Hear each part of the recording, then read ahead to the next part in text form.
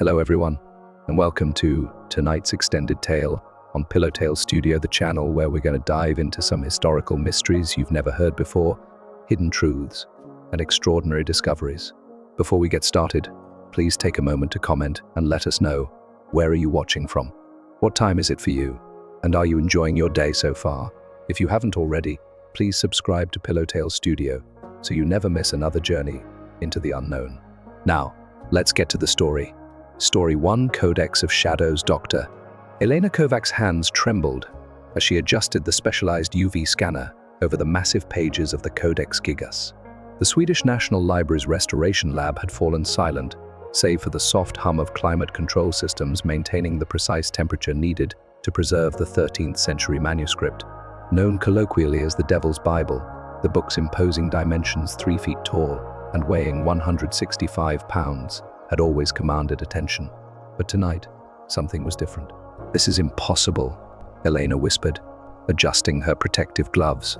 The scanner's display showed patterns that shouldn't exist, text bleeding through the centuries-old vellum in spiraling formations that defied conventional writing methods.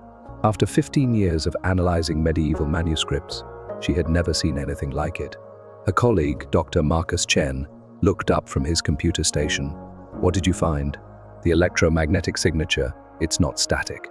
The text is shifting under specific wavelengths of light." Elena's Czech accent grew stronger with excitement. "These patterns, they're not random degradation. They're forming coherent symbols." Marcus wheeled his chair closer, his skepticism evident. "That's not possible. The text was written with iron gall ink. It shouldn't react to electromagnetic stimulation. Look here." Elena pointed to a section where the traditional Latin text seemed to ripple. "These characters appear to be in a script I've never encountered. It's almost as if..." She paused, knowing how absurd her next words would sound. "It's almost as if the book is alive." Before Marcus could respond, the lab's lights flickered. The temperature dropped suddenly, causing both scholars to shiver.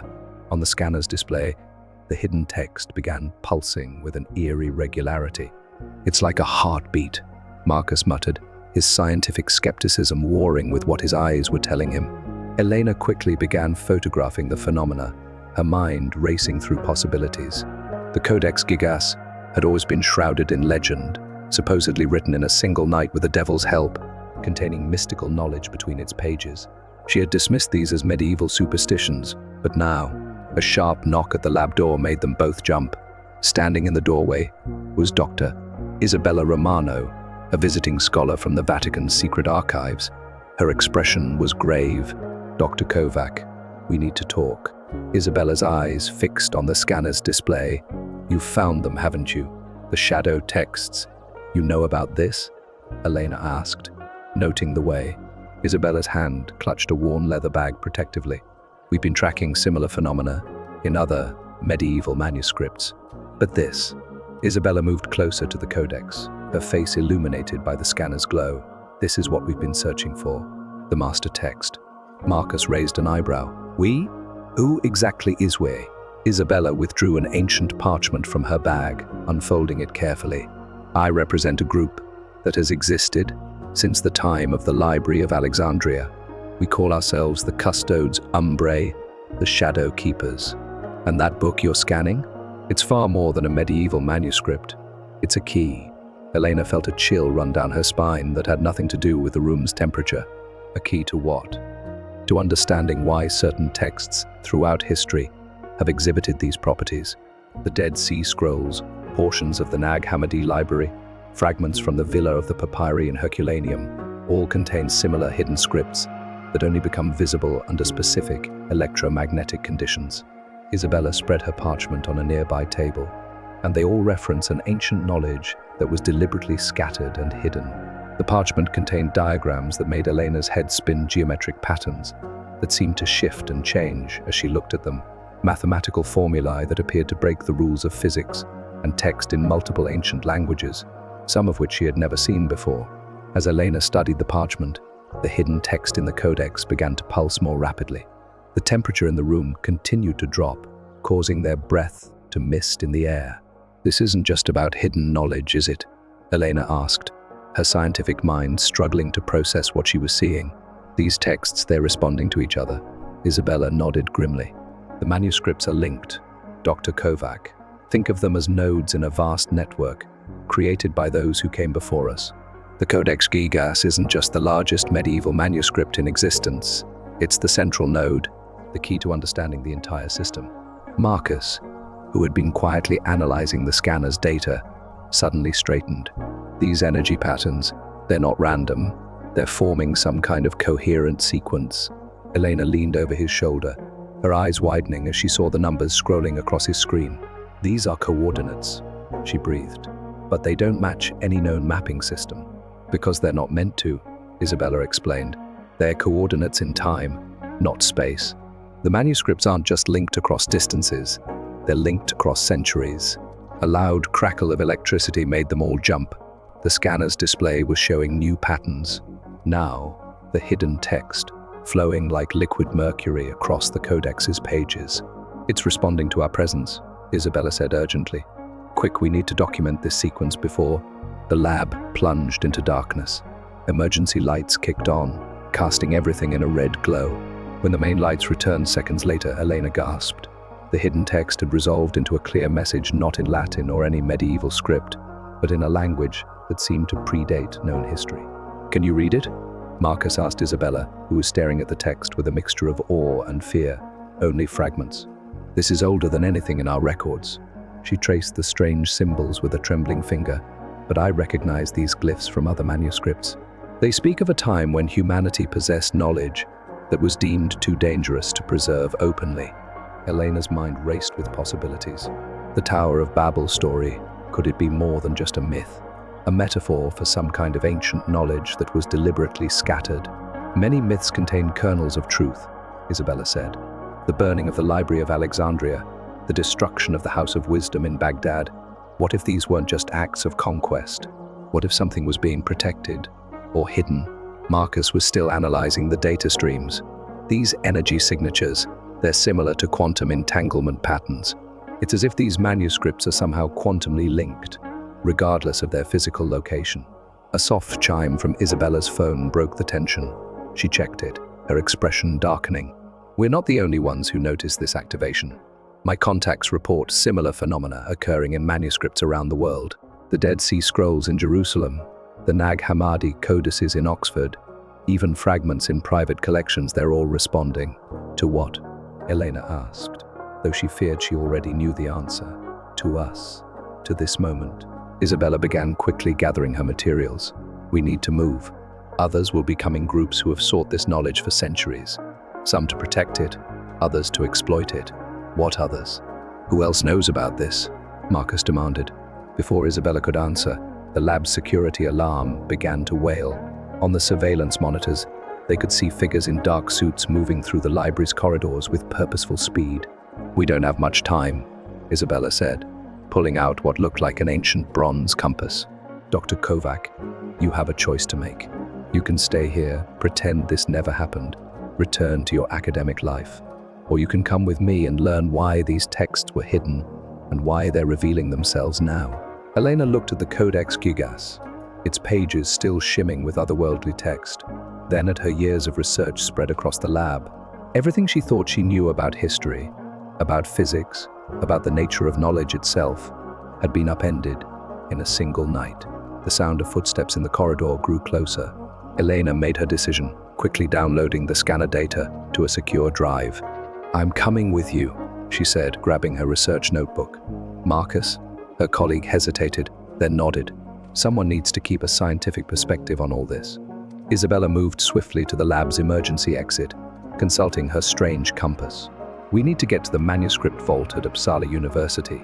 There's another text there that responds to the Codex, a journal written by Johannes Bureus, the 17th century scholar who first documented these phenomena. As they slipped out into the cold Stockholm night, Elena saw black vehicles pulling up to the library's main entrance. Men in tactical gear were deploying with practiced efficiency. Private security contractors, Isabella explained, as they hurried through back alleys. Employed by an organization called the Helix Foundation, they claim to protect historical artifacts, but they're really seeking to monopolize this knowledge. How long have they been watching the Codex? Elena asked, clutching her drive. Since 1649, when the Swedish army seized it from Prague, the Foundation has agents in museums and universities worldwide. Some don't even know who they really work for. They reached Isabella's car, an inconspicuous grey sedan.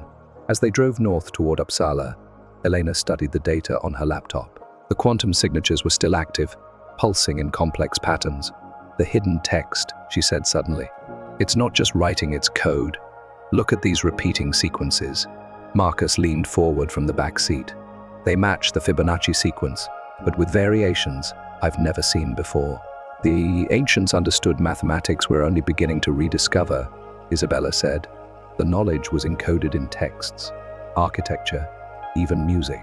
The Codex Gigas is like a master key. It contains patterns that unlock the others. But why hide it this way? Elena asked. Why not preserve the knowledge directly? Because some knowledge is too powerful to be written plainly, Isabella replied. Imagine giving nuclear physics to medieval societies, or artificial intelligence to the Roman Empire. The ancients learned this lesson the hard way. What do you mean? There are gaps in human history that can't be explained. Civilizations that vanished overnight. Technologies that appeared centuries before they should have been possible. Isabella's hands tightened on the steering wheel. The Shadow Keepers believed these weren't natural occurrences. They were the results of knowledge being released before humanity was ready. Dawn was breaking as they approached Uppsala. The university's spires rose against the pink sky, but something was wrong. Smoke rose from the direction of the manuscript vault. No, Isabella whispered, accelerating. We're too late. The vault was in chaos. Fire crews were battling flames while security personnel held back onlookers. Through the smoke, Elena caught glimpses of figures in black tactical gear efficiently removing items from the building. The Helix Foundation, Isabella confirmed grimly. They're taking everything, not everything, Marcus said, pointing to his laptop screen. The quantum signatures, they're moving, heading east. Isabella pulled out her compass again. Its needle spun wildly before settling on a direction that didn't match magnetic north. They have Boreas's journal, she said, but they don't understand what they're dealing with. These texts can't be controlled. They respond to intention. The more they try to contain this knowledge, the more it will resist. As if confirming her words, Elena's laptop displayed new data. The quantum signatures were intensifying, spreading to other collections around the world. Ancient manuscripts were awakening, revealing their hidden layers. It's starting, Isabella breathed. The knowledge is revealing itself. But why now? What's changed? Elena studied the patterns flowing across her screen. These signatures, they're not just communications. They're a warning. Before Elena could elaborate, her laptop screen flickered wildly. New patterns emerged, forming what looked like astronomical diagrams. These are star charts, Marcus said, leaning closer. But the configurations are wrong for our current epoch. They show alignments that won't occur for. He fell silent, calculating. For how long? Elena pressed. 3 months, he whispered. These alignments will occur exactly 3 months from now. Isabella's face paled. The convergence. That's what Boreas's writings warned about. A moment when cosmic alignments would trigger something the ancients feared enough to scatter their knowledge across centuries. Their discussion was interrupted by the sound of approaching helicopters. 2 black aircraft appeared over the Uppsala skyline, heading in their direction. We need to move, Isabella said, starting the car. The Foundation will be tracking the quantum signatures. We need to get to the next node in the network. Where? Elena asked, securing her laptop. Copenhagen. There's a collection of runestones there with similar properties to the Codex. But first, we need to understand what your scanner revealed. Isabella handed Elena an ancient leather-bound notebook. These are my translations of similar texts. See if you can find any patterns that match. As they drove toward the coast, Elena compared her data with Isabella's notes. The mathematical sequences seemed to spiral outward from the Codex Gigas, each manuscript adding new layers of meaning. It's like a distributed database, she realized. Each text contains fragments, but you need multiple sources to understand the whole message. The ancients were brilliant, Isabella agreed. They created a knowledge preservation system that could survive millennia of warfare, superstition, and deliberate suppression. Marcus pointed to a recurring symbol in the data. This keeps appearing. It looks like a double helix, but the proportions are wrong. Elena said suddenly, but not human DNA. These patterns, they're showing molecular structures I've never seen before. Isabella nodded grimly. The ancients weren't just warning about celestial events. They were warning about something that would arrive with those alignments. Something that could rewrite the very code of life itself. The implications hit Elena like a physical blow. Are you saying they knew about some kind of biological threat? Something tied to astronomical cycles? Think about it, Isabella said. Why else create such an elaborate system? Why hide the knowledge in a way that would only become accessible when humanity developed certain technologies? Like quantum sensors and electromagnetic scanning, Marcus added. Exactly. They ensured the warning would only be revealed when we had the scientific understanding to comprehend it. Isabella checked her compass again. The Foundation thinks they're chasing power, ancient secrets they can weaponize, but they're missing the bigger picture.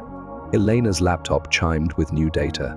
The quantum signatures were intensifying, creating interference patterns that matched the star charts. Whatever's coming, she said. The ancients went to incredible lengths to warn us. But why scatter the warning in manuscripts across the world? Why not concentrate it in one secure location? Because they learned from experience, Isabella replied. They saw great libraries burned, entire civilizations erased. By distributing the knowledge, they ensured it could never be completely destroyed or controlled by any single group. The morning sun glinted off the Baltic Sea as they approached the coast.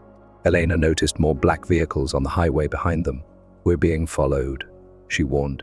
Isabella took a sudden exit. There's a private airfield nearby. My contacts have a plane waiting. We need to reach Copenhagen before the Foundation decodes what they stole from Uppsala. And then what? Then we find out exactly what the ancients were trying to tell us. Isabella's expression was grim, and why they went to such lengths to make sure we'd get the message at precisely this moment in history. As they approached the airfield, Elena noticed the quantum signatures on her laptop growing stronger.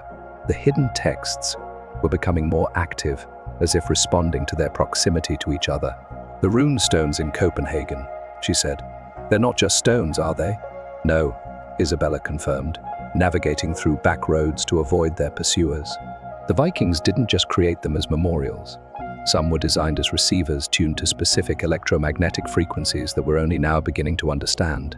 The airfield came into view, a small, private strip with a single hangar. A sleek twin-engine aircraft waited on the tarmac, its engines already running.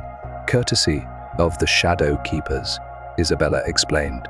We maintain resources around the world for situations like this. As they hurried toward the plane, Elena's laptop suddenly erupted with new data. The quantum signatures had shifted dramatically, forming complex geometric patterns. This is incredible, Marcus said, looking over her shoulder. These patterns, they're similar to crop circles that have appeared throughout history. Not similar, Isabella corrected. Identical, the same mathematical principles, encoded in different forms across centuries. The ancients were leaving breadcrumbs, hoping we'd eventually understand. The sound of helicopters grew louder. The Foundation was closing in. Quick, Isabella urged, ushering them onto the plane. The pilot, a stern-faced woman who introduced herself only as Sarah, immediately began takeoff procedures. As they lifted into the air, Elena watched two black helicopters appear over the tree line, too late to stop them.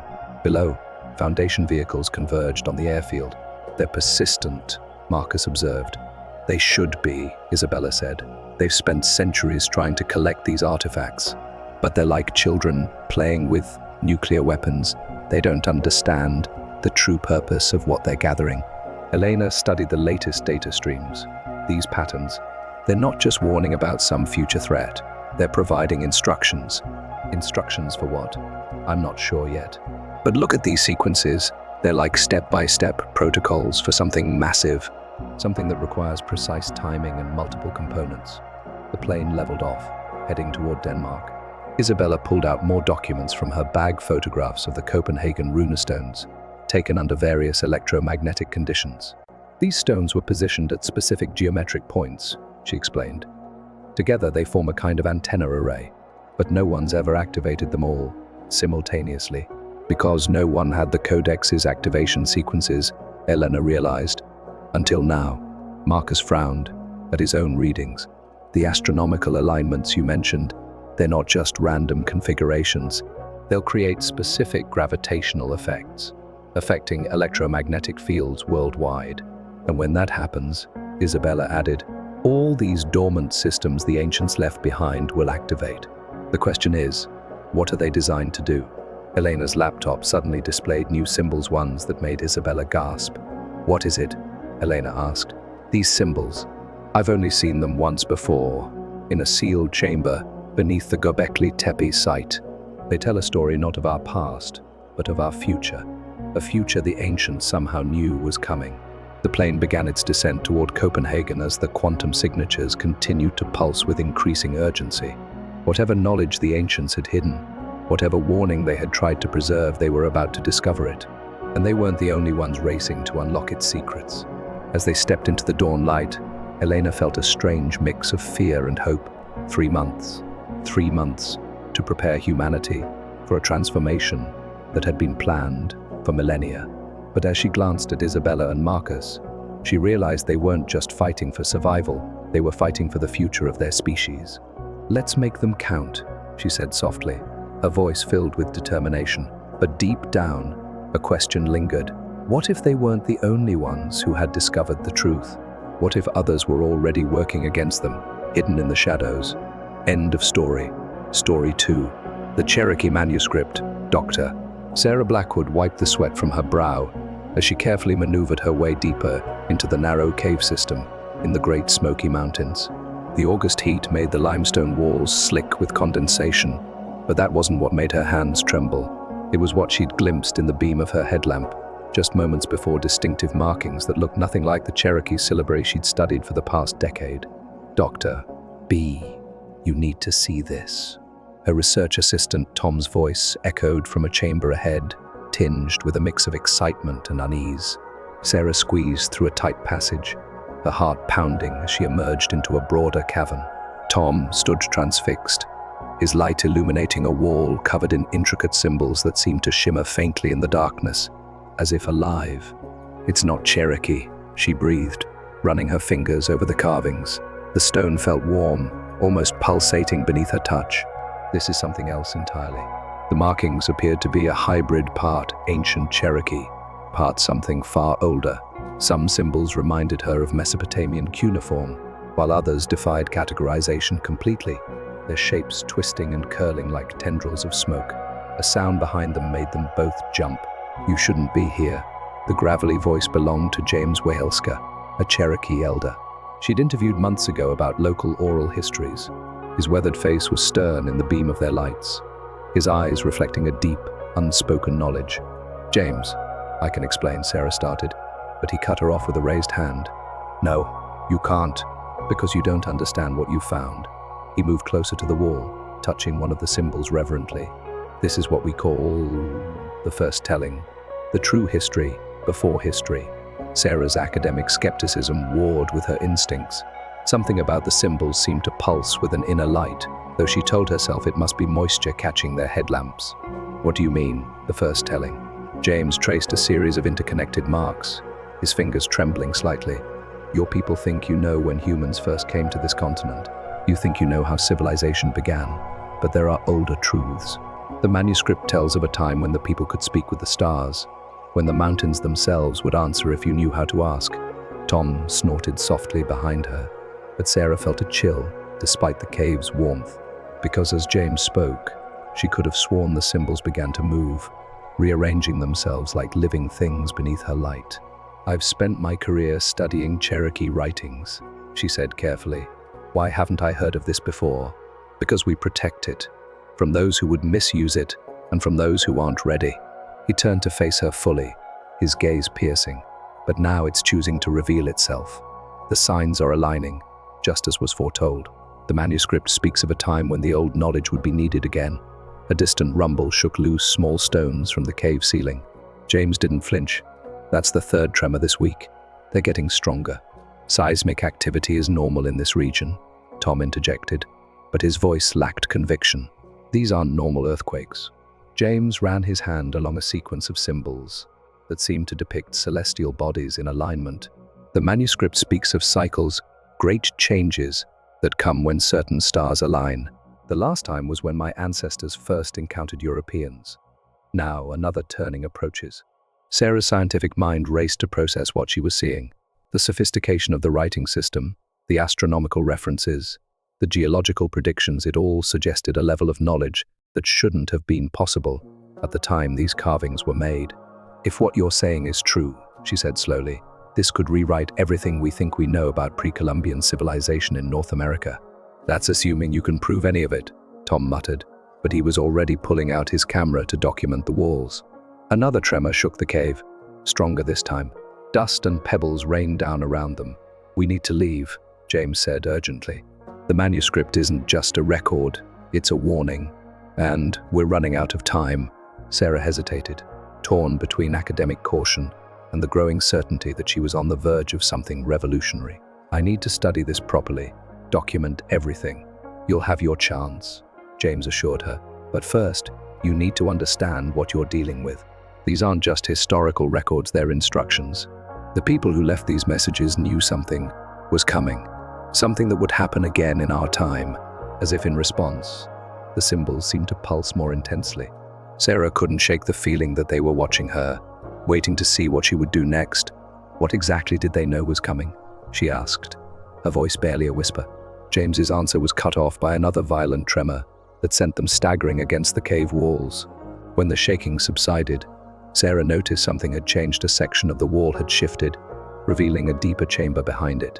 "That wasn't there before," Tom said, his skepticism giving way to wonder. Sarah stepped carefully toward the opening, her light revealing more symbols inside, these ones carved with a precision that seemed impossible for ancient tools. But what caught her attention was the object in the center of the chamber, a leather-bound bundle wrapped in preserved deerskin, somehow untouched by time. "The physical manuscript," James breathed. "I never thought." He trailed off, looking shaken for the first time. Sarah reached for it, but James caught her wrist. "Wait. There are protocols, ceremonies that must be observed. James, the first respect your traditions, but as an archaeologist, you should understand the importance of context," he interrupted. "This isn't just an artifact. It's alive with power. The wrong approach could be dangerous." Another tremor emphasized his point, this one accompanied by a deep rumbling that seemed to come from the earth itself. "The signs are accelerating," James said. "We need to take it to the council." "What council?" Tom asked. "The keepers. Those who have maintained the old knowledge through generations." James carefully lifted the bundle, wrapping it in a cloth he pulled from his pack. "Dr. Blackwood, you've been chosen to be part of this, but you must decide now if you're ready to see beyond the limitations of your academic training." Sarah thought of her tenure committee, of peer reviews and academic journals. Everything she'd worked for could be at risk if she went down this path, but the symbols on the wall seemed to call to her, promising answers to questions she hadn't even known to ask. "I'm in," she said firmly. The journey out of the cave was tense, each tremor threatening to bring down the ceiling. When they finally emerged into the afternoon sun, Sarah was surprised to see how the sky had changed. Dark clouds had gathered, spinning in an unnatural formation above the mountain. "That's not normal weather," Tom said, voicing what they were all thinking. James led them to his truck, the bundle held carefully against his chest. "We need to reach Cherokee by nightfall. The council will be gathering." As they drove through the winding mountain roads, Sarah noticed other changes. Wildlife, behaving strangely, flocks of birds flying in confused circles, deer standing unnaturally still by the roadside. The air felt charged, like just before a massive storm. "The manuscript," she said, unable to contain her questions any longer. "What language is it written in?" James kept his eyes on the road. "Several. Cherokee, yes, but also others. Some we've never been able to fully translate. The stories say it was written in the first language, the one all peoples spoke before the Great Division." "You mean, like the Tower of Babel story?" Tom asked from the back seat. "Every culture has its own version of that tale," James replied. "But what if they're all remembering something real? A time when humanity was different, more connected, to each other, to the earth, to whatever lies beyond the stars." Sarah was about to press for more details when her phone buzzed. She had dozens of missed calls and messages, all from her colleagues at various universities. "Something's happening," she said, scrolling through the texts. "Seismic activity being reported globally. Astronomical anomalies. The Greenwich Observatory is detecting unexplained shifts in the Earth's magnetic field." The alignment approaches, James said grimly. Just as the manuscript foretold, they crested a ridge, and Sarah gasped. The valley below was filled with cars and people, all heading toward Cherokee. Word has spread, James explained. The signs are clear enough that even those who haven't read the manuscript can feel it. The keepers are gathering from across the country. But what are we supposed to do? Sarah asked. James glanced at the bundle between them. That's what we need to find out. The manuscript doesn't just tell us what's coming, it tells us how to face it. But first, we need to translate the untranslatable. The town of Cherokee was transformed. People filled the streets, a mix of tribal members and outsiders drawn by the increasing anomalies. The usually quiet tourist shops were shuttered, and Sarah noticed groups of elders hurrying toward the council house, their faces grave. James parked behind the Museum of the Cherokee Indian. We'll go through the back, he said, too many eyes watching now. As they carried the manuscript through the service entrance, Sarah noticed museum displays she'd studied dozens of times before. The traditional narratives of Cherokee history suddenly seemed incomplete, like viewing a photograph and only now realizing you'd been focusing on the background instead of the true subject. The council chamber was packed with people, but a respectful silence fell as James entered with the bundle. Sarah recognized faces from her research: tribal historians, medicine people, and elders from other native nations. But there were others she didn't expect: astronomers, geologists, even a physicist she'd seen on documentary programs. An elderly woman rose from the central seat. "Welcome, Dr. Blackwood," she said, her voice carrying surprising strength. "I am Rebecca Swimmer. We've been expecting you." "You have?" Sarah asked, thrown off balance. The manuscript spoke of a scholar who would help bridge the gap between old knowledge and new understanding. "When we heard of your work on previously unknown Cherokee writing systems, we knew to watch for you." Another tremor shook the building. Through the windows, Sarah saw the strange clouds had grown darker, now spinning in complex patterns that defied meteorological logic. Rebecca gestured to a large table. "Place it here." James carefully unwrapped the bundle. The leather binding was covered in the same hybrid symbols from the cave, but these seemed to shift and change as Sarah watched, like ink flowing beneath the surface. "How is that possible?" Tom whispered, filming with his phone. "The manuscript exists in multiple states," Rebecca explained. "What you see depends on your readiness to understand. That's why we needed someone like you, Dr. Blackwood. Your mind bridges multiple ways of knowing."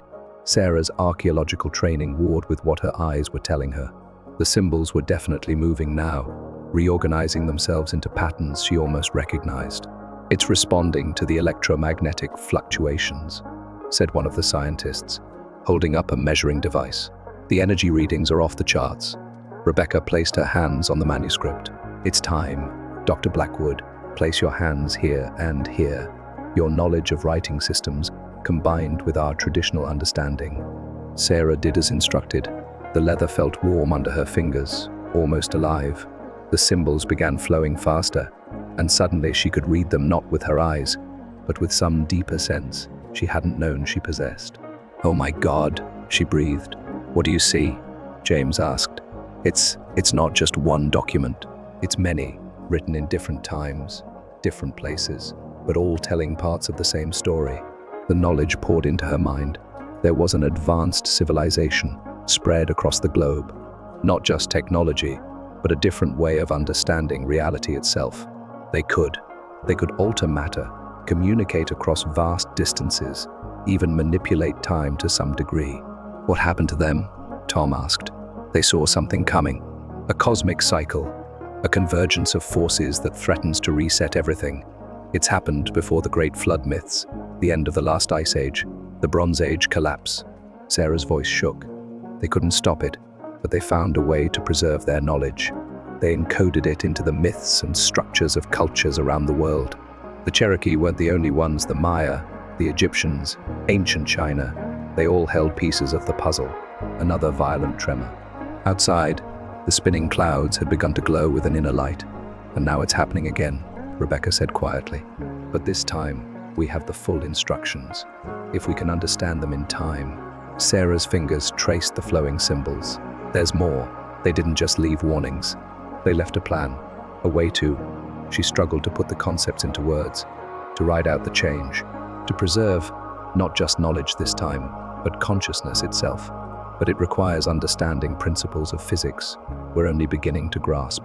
That's why we needed both, James said. The old wisdom and the new science. Working together, the building shook again. Through the windows, they could see people pointing at the sky, where the clouds had begun to form impossible geometric patterns. "How long do we have?" Tom asked. Sarah read further into the flowing text. "Days, maybe. The manuscript says the process has already begun. But if we can decode the instructions in time." Rebecca quickly organized the gathered experts into groups. Physicists huddled with medicine men, comparing the manuscript's descriptions of energy patterns to quantum field theories. Archaeologists and tribal historians pieced together references to similar events in the past. Sarah remained focused on the manuscript, the symbols continuing to shift and transform under her touch.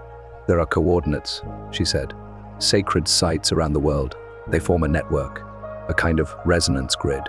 Like the ley lines some cultures speak of?" asked a British geologist. "More complex. These sites were specifically constructed to channel and amplify certain types of energy. The mounds, the pyramids, the stone circles, they're all part of a global machine, waiting to be activated." Tom was cross-referencing on his laptop. The seismic activity is strongest at exactly these locations. "Look at these readings from Göbekli Tepe, Sacsayhuaman, the Serpent Mound." Another violent tremor rocked the building. Outside, the geometric patterns in the sky had begun pulsing with colored light, like an aurora gone mad. "The manuscript speaks of a gateway," Sarah continued, her voice distant as she processed the flowing information. "Not a physical doorway, but a shift in the fundamental frequency of matter itself. The ancients found a way to ride out these cosmic cycles by moving slightly out of phase with normal spacetime. Like a quantum shelter, the physicist mused. Fascinating theoretically, but the energy requirements would be astronomical. Unless, James interjected, you had a planetary-scale network of structures designed to gather and focus that energy over thousands of years.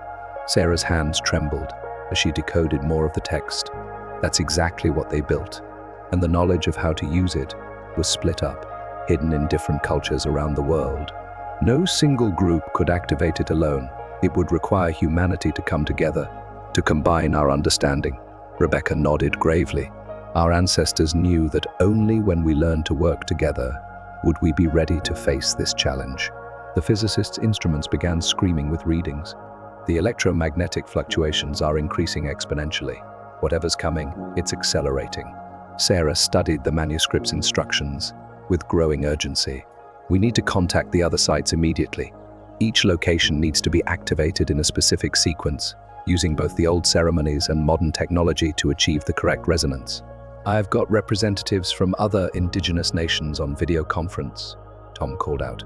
"They're reporting similar phenomena at their sacred sites." The building shook again, harder this time.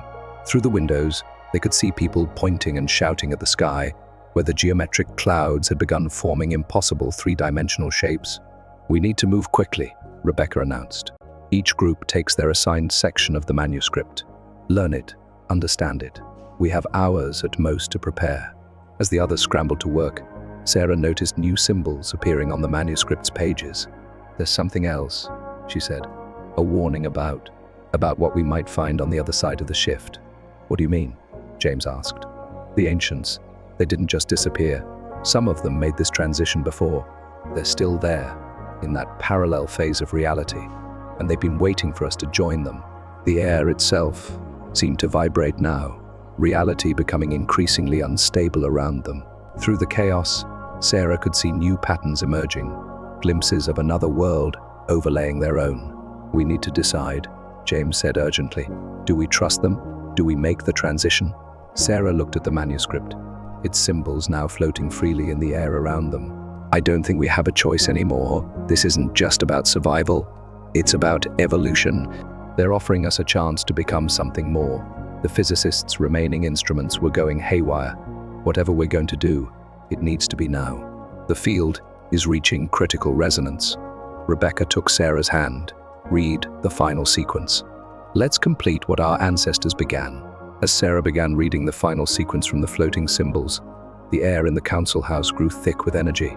The manuscript's text was now fully airborne, swirling around them in complex patterns that seemed to reflect both ancient wisdom and quantum mechanics. "The network is ready," Tom called out, his laptop showing feeds from sacred sites worldwide. "Every location is reporting the same phenomena." Sarah's voice merged with the elders chanting, speaking words that seemed to exist in multiple languages simultaneously. The symbols responded, pulsing with internal light as reality began to shift around them. "Look," James pointed through the windows. The geometric patterns in the sky had formed a vast, crystalline structure that stretched as far as they could see. Within it, they could glimpse fragments of another world, one where matter and energy flowed together in ways their physics couldn't explain. "The barrier between states is thinning," the physicist said, watching his last functioning instrument. "We're approaching quantum coherence on a macro scale." Through the swirling symbols, Sarah could now see figures emerging, forms that seemed to shift between human and something else, watching them from the other side of reality's veil. Their presence felt ancient yet familiar, as if reaching across time itself. "They're showing us the way," Rebecca said softly, "just as they showed our ancestors." The manuscript's final symbols aligned into a pattern that Sarah suddenly understood wasn't just writing, it was a key, a code to unlock humanity's next phase of existence. As she read the last sequence, the air itself seemed to crystallize around them. "It's happening," she breathed, watching as the transformation began. The council house walls became transparent, then fluid, then something else entirely.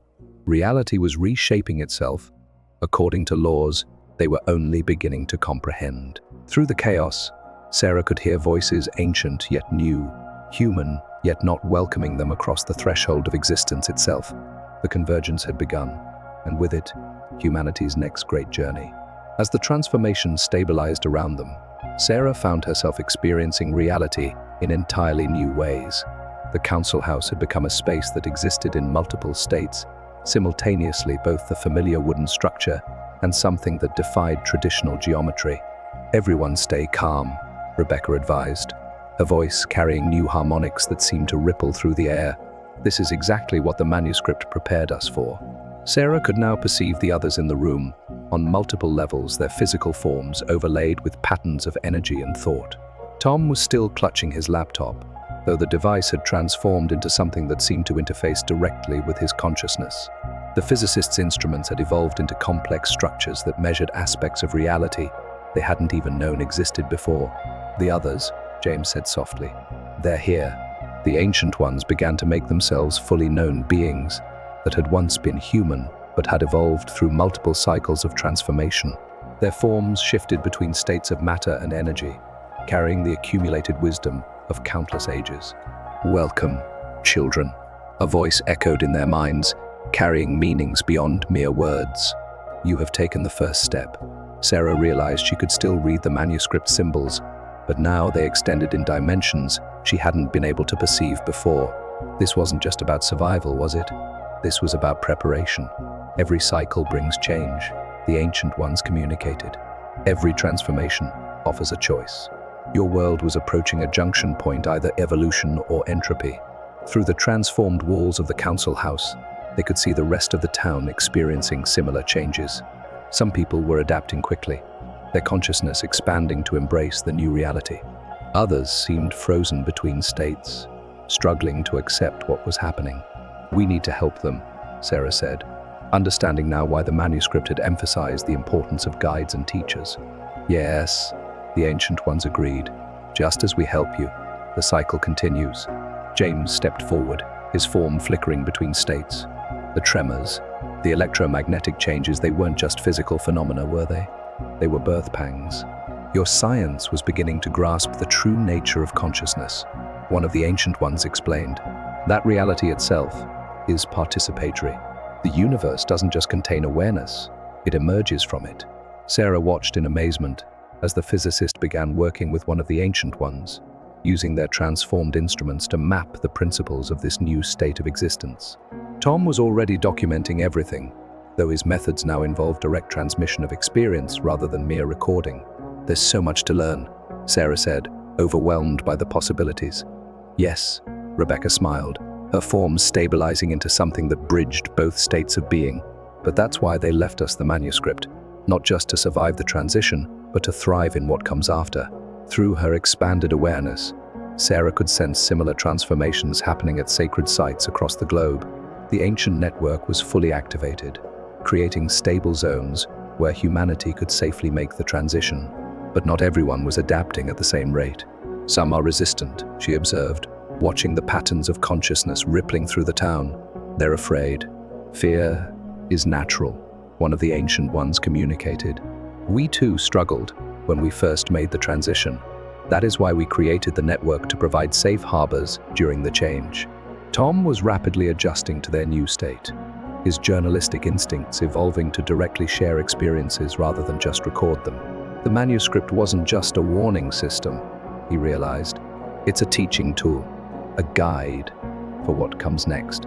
The physicist had managed to stabilize his instruments in their new form, creating interfaces between old and new understanding. The laws of physics haven't been broken, he announced excitedly. They've been transcended. We're operating at a level where consciousness directly influences quantum probability. Sarah turned her attention back to the manuscript's floating symbols, which now revealed layers of meaning she hadn't been able to access before. There are instructions here for helping others through the transition, techniques for stabilizing consciousness in this new state. Rebecca gathered the council members who had adapted most quickly. We need to establish anchor points throughout the town, create safe spaces for those still transforming. The ancient ones approved. Yes, as it was done for us, so must you do for others. The cycle continues. James was already working with several tribal elders, using their traditional knowledge in combination with their new awareness to help stabilize the local area.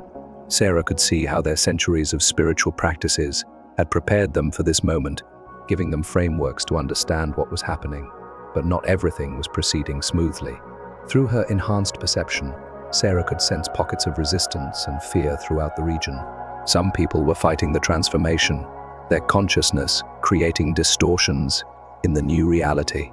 We can't force them, Rebecca said, sensing Sarah's concern. Each must choose to accept the change in their own time. But what happens to those who can't or won't make the transition? Tom asked. The ancient ones shared understanding, rather than mere answers. Sarah saw how previous cycles had played out, how some had transformed, while others remained in the old state of reality. Their paths diverging, but neither being wrong, just different choices. Both streams of existence have their place, the ancient ones explained. The universe unfolds in multiple ways. The physicist was beginning to map these parallel streams of reality. It's like a branching river, he said. Some channels flow faster, others slower, but all are part of the same greater flow. Sarah felt a new tremor, different from the earlier ones. Through the transformed walls of the council house, she could see the geometric patterns in the sky shifting again. The next phase approaches, the ancient ones announced. You must choose who will go forth to help establish the new anchors, and who will remain to guide others through the transition. Sarah looked at her companions, understanding the weight of the choice before them. The physicist had already volunteered to remain, knowing his ability to bridge scientific and transcendent understanding would be crucial for those still struggling with the transformation. I need to go, Tom said unexpectedly. There are stories that need to be shared, experiences that need to be transmitted. People need to understand this isn't an ending, but a beginning. Rebecca nodded. Some of us must stay to maintain the sacred sites, to keep the network stable for those still crossing over. Others must venture out to establish new anchor points. Through her expanded awareness, Sarah could sense the patterns of need across the continent. Cities where fear and confusion reigned. Rural areas where people were more accepting of the change but lacked guidance. The task ahead was enormous. The manuscript contains maps, she realized, reading deeper layers of the floating symbols. Not just physical locations, but confluences, places where consciousness naturally tends toward transformation. The ancient ones knew these patterns, James said. That's why they built their sacred sites where they did. They were marking natural gateways. The ancient ones confirmed this, sharing visions of how Earth's energy fields created natural nodes of transformation.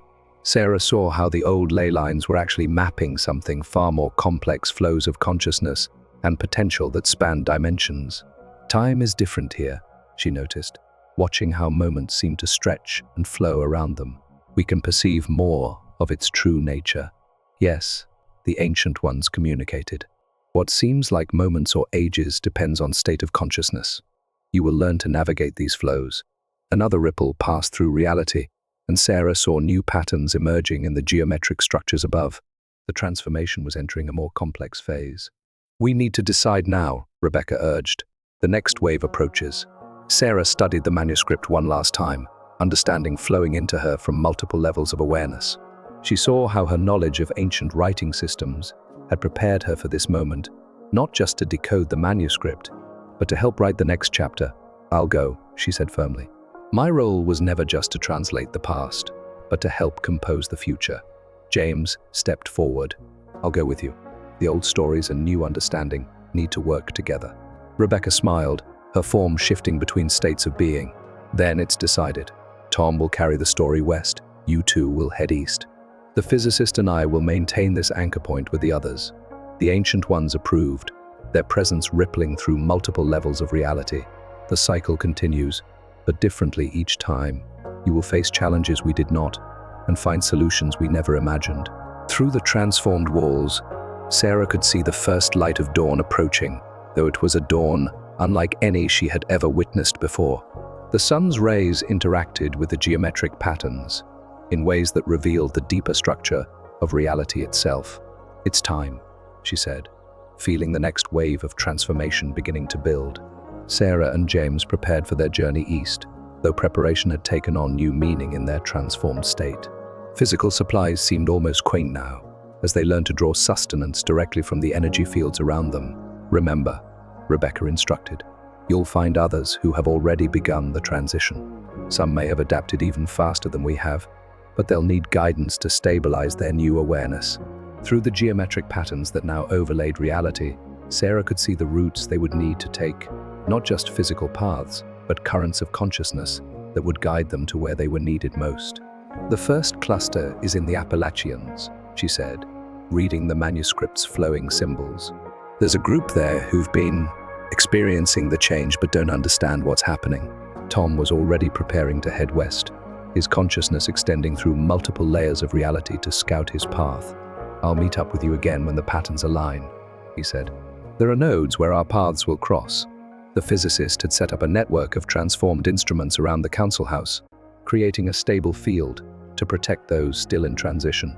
"I'm starting to understand how the ancients built their sites," he said excitedly. "It's not just about location, it's about consciousness resonating with specific quantum states." Sarah felt another shift in the reality field around them. The geometric patterns above were evolving, becoming more complex. Through her enhanced perception, she could see similar changes happening at sacred sites across the globe. The network is stabilizing. The ancient ones communicated. But new challenges will emerge as more minds awaken to these expanded states. James was already sensing some of these challenges. "Not everyone will use their new awareness wisely," he cautioned. "Power, even consciousness-based power, can corrupt." That's why the manuscript included ethical teachings alongside the technical instructions. Sarah realized, understanding deeper layers of the text, they knew we'd need wisdom as much as knowledge. Rebecca gathered them for a final council. "Remember what you've learned here. The transformation isn't just about changing our state of being, it's about growing into the responsibility that comes with it." Through the transformed walls of the council house, they could see more people in the town beginning to stabilize in their new state. Some were already helping others, forming small groups to share understanding and support. "We've done what we can here," Rebecca said. "Now you must go where you're needed most." Sarah took a last look at the manuscript, though she now carried its knowledge within her transformed consciousness. She understood that their journey was just beginning, that the real work would be helping humanity navigate this evolutionary leap while maintaining their connection to their human roots. "The sun's rising," James noted, though what they saw was unlike any dawn they'd known before. The light seemed to carry information, revealing layers of reality they were only beginning to understand. As Sarah and James stepped out into the transformed landscape, their consciousness expanding to embrace both their mission and the profound changes around them, they felt a deep sense of purpose. The geometric patterns above shifted like a living map, guiding them toward their first destination. Remember, the Ancient Ones communicated one last time. their presence rippling through multiple dimensions. You carry not just knowledge, but hope. The transformation is not an end, but a beginning. Rebecca and the others gathered at the threshold of the council house, their forms shifting between states as they bid farewell. The physicist continued his work with the instruments, stabilizing the field for those still crossing over. Tom had already begun his journey west, his consciousness leaving traces like starlight in the transformed air. Sarah took one last look at Cherokee, seeing both what it had been and what it was becoming. The manuscript symbols still danced in her awareness, not just as text now, but as living knowledge, a bridge between past and future. "Ready?" James asked, his consciousness harmonizing with hers as they prepared to depart. "Ready," she answered, understanding that their real journey was just beginning. As they moved east along the currents of transformed reality, Sarah felt a deep certainty that despite the challenges ahead, humanity was on the path it needed to take.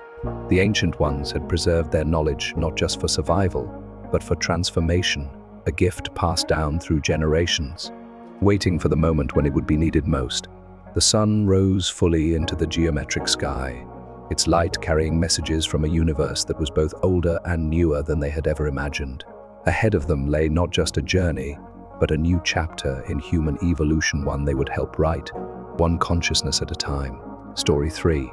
The Eternal Scroll. Sarah Chen stared at the fragments of ancient parchment spread across her desk at Yale's Near Eastern Languages department, her heart racing. The text wasn't written in any script she recognized, and as one of the world's leading experts in pre-Islamic Arabian writings, that fact alone made her palms sweat. The fragments had arrived in an unmarked package 3 days ago, accompanied only by coordinates pointing to a remote location in Yemen's Hadramaut Valley. The sender, anonymous. The carbon dating results had come back this morning. The parchment was impossibly old, predating known writing systems by at least 2,000 years. Sarah ran her fingers through her graying hair, the desk lamp casting strange shadows across the peculiar symbols. They seemed to shift under her gaze, forming patterns that defied conventional linguistic structures. 20 years of academic research hadn't prepared her for this. Her office phone rang, shattering the midnight silence. "Dr. Chen speaking. Have you translated it yet?" The voice was deep, urgent, speaking in heavily accented English. "Who is this?" "Someone who knows what you're holding. Listen carefully. You're in danger. They're coming for the scroll fragments. Meet me at the Yemen National Museum in Sana'a in 3 days. Bring everything." The line went dead. Sarah's hand trembled as she reached for the fragments. The symbols seemed to pulse with an inner light, or was that just her exhausted mind playing tricks? Her computer chirped with an incoming email. The sender was anonymous, but the subject line made her blood run cold. The gateway must remain sealed. Attached was a single image, a photograph from 1923, showing a British archaeological expedition in Yemen. Standing among the team was her grandfather, Thomas Chen, whom she'd never met. He vanished in Yemen that same year, his body never found. In his hands, he held a scroll identical to the fragments on her desk. Sarah knew she was crossing a line as she began packing the fragments into her secure briefcase. Yale had strict protocols about removing artifacts, but something told her this couldn't wait for administrative approval. The symbols nagged at her consciousness. They reminded her of astronomical charts, but oriented towards stars that didn't exist in any modern catalogue. 48 hours later, her plane touched down in Sana'a. The city's ancient architecture rose around her like a dream from antiquity, tower houses of amber stone reaching toward the desert sky. But she barely noticed the beauty. Her mind was consumed by the fragments in her briefcase and the growing certainty that she was being followed. A man in a dark suit had sat 3 rows behind her on the flight from New York. She'd spotted him again at passport control, and now he was lingering near the airport's exit, pretending to read a newspaper. Sarah clutched her briefcase tighter and slipped into a waiting taxi, her heart pounding. "Yemen National Museum," she told the driver in broken Arabic. As they pulled away from the curb, she caught a glimpse of the man in the suit, speaking urgently into a phone. The museum's grand entrance offered no comfort. Its halls were eerily empty, her footsteps echoing off marble floors. A text message appeared on her phone: "Second floor, Ancient Scripts Exhibition. Hurry." As Sarah climbed the museum's grand staircase, the weight of the briefcase seemed to increase with each step. The ancient scripts exhibition was housed in a dimly lit gallery, glass cases filled with fragments of long-dead languages lining the walls. In the center of the room stood a tall figure in traditional Yemeni dress, Dr. Chen. The man's voice matched the one from the phone call. "I am Dr. Hassan al-Makdisi. We have little time." He gestured toward a private research room off the main gallery. Sarah hesitated. "Before we go anywhere, I need answers. What are these scroll fragments? How did you know about them?" Hassan's weathered face creased with worry. "Your grandfather was my mentor. What you have in your possession is part of what he discovered, what got him killed." The complete text was known as the Eternal Scroll by the ancient kingdom of Hadramaut. They believed it contained instructions for opening doorways between worlds. A sound from the gallery entrance made them both turn. The man from the airport had appeared, and he wasn't alone. 3 others in dark suits flanked him, their hands concealed beneath their jackets. "This way," Hassan hissed, pulling Sarah toward an emergency exit. They hurried down a service corridor as footsteps echoed behind them. "Who are they?" Sarah gasped as they emerged into the scorching afternoon heat. "The Order of the Sealed Gate. They've been protecting and hiding the truth about the scroll for millennia. Your grandfather discovered their secret. Now you have too." Hassan led her to a waiting land cruiser. As they sped through Sanaa's winding streets, he explained, "The fragments you have are written in a language that predates known civilization. The symbols aren't just writing, they're mathematical formulas describing the fabric of reality itself. The ancient people of this region didn't develop this knowledge on their own. They were given it." Sarah took out the fragments, studying them in the harsh desert sunlight. "Given it by whom?" "That's what your grandfather discovered. There are ruins in the Hadramaut Valley, ruins that shouldn't exist. Structures built with technology we still can't explain. The scroll doesn't just describe doorways between worlds, Dr. Chen. It's a record of who came through them." The land cruiser left the city behind, heading east into the desert. Hassan explained that they were going to a site where the rest of the scroll might be hidden. According to records he'd discovered, a grandfather had found a chamber beneath an ancient temple, but the order had reached him before he could fully explore it. As the sun began to set, Sarah noticed another vehicle following them at a distance. Hassan saw it too, pressing harder on the accelerator. The chase led them off the main road, deep into a maze of wind-carved canyons. "The symbols," Sarah said, making connections rapidly now. "They're not astronomical charts. They're mapping points in space-time. The ancient texts speak of gods descending from the stars. But what if?" An explosion cut off her words as their pursuers opened fire. Hassan swerved, but their vehicle clipped a boulder. The land cruiser spun, teetering on the edge of a ravine. Sarah clutched the briefcase as they began to slide. "The coordinates!" Hassan shouted as the vehicle tilted further. "The ones sent with the fragments. They mark the temple entrance. Find the chamber. Don't let them." The land cruiser plunged over the edge. Sarah felt weightless for a moment. Then everything went black. She awoke to the sound of helicopters. Her body ached, but somehow she'd survived the crash, thrown clear into a soft sandbank. Hassan's vehicle was a burning wreck at the bottom of the ravine. The briefcase lay nearby, its contents miraculously intact. Looking up, she saw black helicopters approaching. The Order was coming to finish the job, but they weren't the only ones interested in the scroll's power. Her phone chimed with a message from an unknown number. "Head east, into the valley. Friends are waiting." Your grandfather left more than just coordinates. Sarah pulled herself up, pocketing the fragments. The ancient temples were less than 2 miles away. As the helicopters grew closer, she began to run, the desert wind carrying whispers of secrets that had waited millennia to be revealed. The desert sand burned through Sarah's boots as she ran, keeping to the shadows of towering rock formations.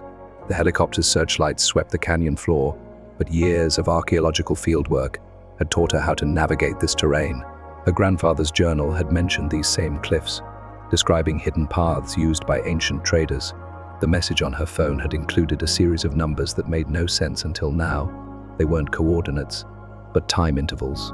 Counting her steps between outcrops, Sarah followed the pattern deeper into the maze of stone.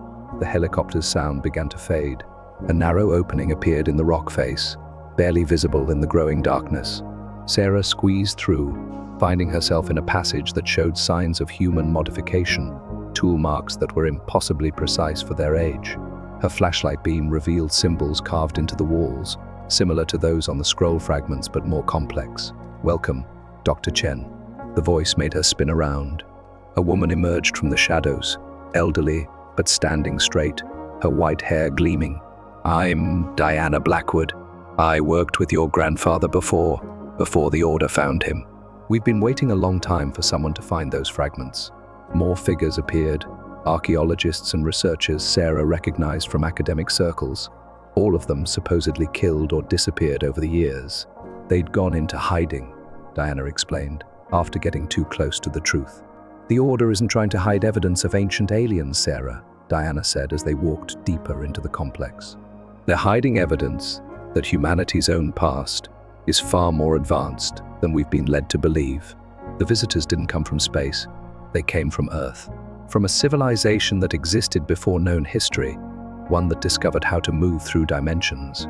They emerged into a vast chamber, illuminated by strange, sourceless light. At its center stood a structure that defied physics, geometric shapes that seemed to fold into themselves, crafted from an unknown metal that hummed with energy. Your grandfather found proof that humanity has risen and fallen many times, Diana continued. Each cycle, a few survivors tried to preserve their knowledge, encoding it in myths and monuments. The scroll doesn't just describe the doorways, it's a warning about why that civilization fell and what's awakening again. Sarah took out the fragments, and suddenly the symbols aligned with markings on the chamber walls. Energy began to pulse through the geometric structure. Above them, the helicopter's sounds returned, accompanied by explosions. The Order had found them. "They're not trying to keep us from the truth," Diana said urgently. "They're trying to keep something from getting through. The doors work both ways, Sarah. Your grandfather discovered that the hard way. Now you have to decide, do we seal this knowledge away again, or do we face what's on the other side?" The chamber shuddered as charges were set above. Sarah looked at the fragments in her hands, seeing them with new understanding. They weren't just text, they were a key, and she was standing before a lock that had held for millennia. The choice her grandfather had faced now fell to her, as the boundary between worlds began to thin. The chamber walls began to vibrate at a frequency that made Sarah's teeth ache. The geometric structure's hum grew louder, and the metal surfaces started to ripple like liquid mercury. Through gaps in the ceiling, she could hear the Order's teams setting up equipment. "They'll breach within minutes," Diana said, pulling out what looked like an ancient tablet covered in the same symbols as the scroll. "Your grandfather left this. He discovered that the scroll wasn't just about opening doorways, it was about controlling what comes through them." Sarah studied the fragments again, her academic training clicking into place despite the chaos. These equations, they're not just describing dimensional travel, they're talking about consciousness itself. The ancient civilization, they weren't trying to build physical doorways. No, Diana confirmed. They found a way to project consciousness across dimensional boundaries. But something went wrong. They encountered entities that shouldn't have been disturbed. The geometric structure pulsed, and for a moment, Sarah saw through its surfaces into something else, a vista of impossible architecture, of cities that folded through dimensions she couldn't comprehend. And something there saw her back. A voice echoed in her mind, ancient and alien yet disturbingly familiar. Images flooded her consciousness, civilizations rising and falling, knowledge gained and lost, cycles of discovery and destruction, playing out across millennia. She saw her grandfather standing in this same chamber years ago, making a choice that cost him his life, but saved countless others. The Order's charges detonated, bringing down part of the ceiling. As dust filled the chamber, armed figures rappelled down on cables. But they weren't shooting. Their leader stepped forward, removing his tactical helmet. "Dr. Chen," he said, "I'm Director Kenzaki.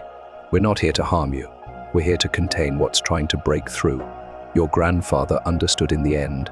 That's why he helped us seal the doorway." Sarah's mind raced. The fragments in her hands were burning now, the symbols definitely moving, forming new patterns. The entities on the other side were pushing harder, using the scroll's connection to her consciousness as a bridge. Diana touched her arm. "Sarah, the Order isn't wrong, but they're only delaying the inevitable. The doorways are opening across the world as humanity's consciousness evolves. We need to learn to face what's on the other side, not just hide from it." The chamber's strange light intensified. The geometric structure was becoming transparent, revealing glimpses of something vast and incomprehensible beyond. Sarah felt knowledge pouring into her mind, the true history of human consciousness, the rise and fall of civilizations that had touched the boundaries of reality itself, and the price they'd paid for that knowledge. "Your grandfather left a third option," Diana said, retrieving a hidden manuscript from her pack. "A way to understand these entities without letting them through, but it requires someone with the right genetic inheritance, someone with his blood. That's why we waited for you." The Order's forces held their positions as Sarah faced the now shimmering geometric structure. The entities were pushing harder, offering knowledge, power, transformation. But she saw the trap in their offer, the same trap that had doomed the ancient civilization. The scroll fragments grew hotter in her hands as she made her decision. The manuscript Diana held was bound in weathered leather, its pages covered in her grandfather's precise handwriting, interwoven with the same symbols from the scroll. Sarah took it, and immediately the fragments in her other hand resonated with it, creating a harmony with the humming structure. "Your grandfather discovered that consciousness itself is the key," Diana explained rapidly as the entities pressed closer, not to block them, not to let them through, but to establish a balanced connection. A dialogue across dimensions. Director Kenzaki stepped forward. "Dr. Chen, please. We've contained these entities for thousands of years. The risk is exactly why we keep failing," Sarah interrupted, understanding flooding her mind as she read her grandfather's notes. "Each cycle, we either surrender to them or fight them. We never learn to communicate." The geometric structure was nearly transparent now, the entity's presence overwhelming. But Sarah saw something her grandfather had noticed, patterns in their attempts at contact, mathematical sequences that matched human brainwaves. They weren't trying to invade, they were trying to sync. Sarah placed the fragments and manuscript into precise positions around the structure, creating a resonance pattern. Her consciousness expanded, guided by her grandfather's discoveries. The entity's presence shifted from invasive to interactive. Images and knowledge flowed more clearly now. The ancient civilization hadn't fallen because of the entities, but because of their own fear and desire for control. The entities were consciousness itself evolved to its highest form, reaching back through time to guide humanity's development. Each cycle of civilization had faced this moment of choice. "They're not our enemies," Sarah said, her voice carrying strange harmonics. "They're our potential, what we could become if we overcome our fear of transformation." The Order's equipment started shorting out as the chamber filled with shifting patterns of light and energy. Director Kenzaki's face showed understanding dawning. "Your grandfather, this was what he was trying to tell us before he disappeared." "He didn't disappear," Sarah realized, touching the structure. "He evolved, and he left us the key to following safely." The entity's presence stabilized, no longer pushing to break through, but establishing a stable resonance. Through this balanced connection, Sarah could access their knowledge while maintaining her human consciousness. The geometric structure became a controlled interface between dimensions. Diana smiled. Now, the real work begins. Learning to handle this connection, to understand what they can teach us without losing ourselves. Your grandfather believed humanity was finally ready. The chamber's energy settled into a sustainable hum. Sarah felt her consciousness expanded but anchored, able to touch the entity's realm while remaining firmly in her own. The Order's forces lowered their weapons as Director Kenzaki approached the structure with wonder. "We've been wrong all these years," he said quietly. "Our job wasn't to keep them out. It was to prepare humanity for this moment," Sarah finished. "And now we have to share this knowledge carefully, help others learn to handle the connection without being overwhelmed." Through the geometric structure, Sarah sensed other sites awakening around the world, places where the boundaries between dimensions had always been thin. The entities were reaching out everywhere, waiting for humanity to evolve enough to handle true contact.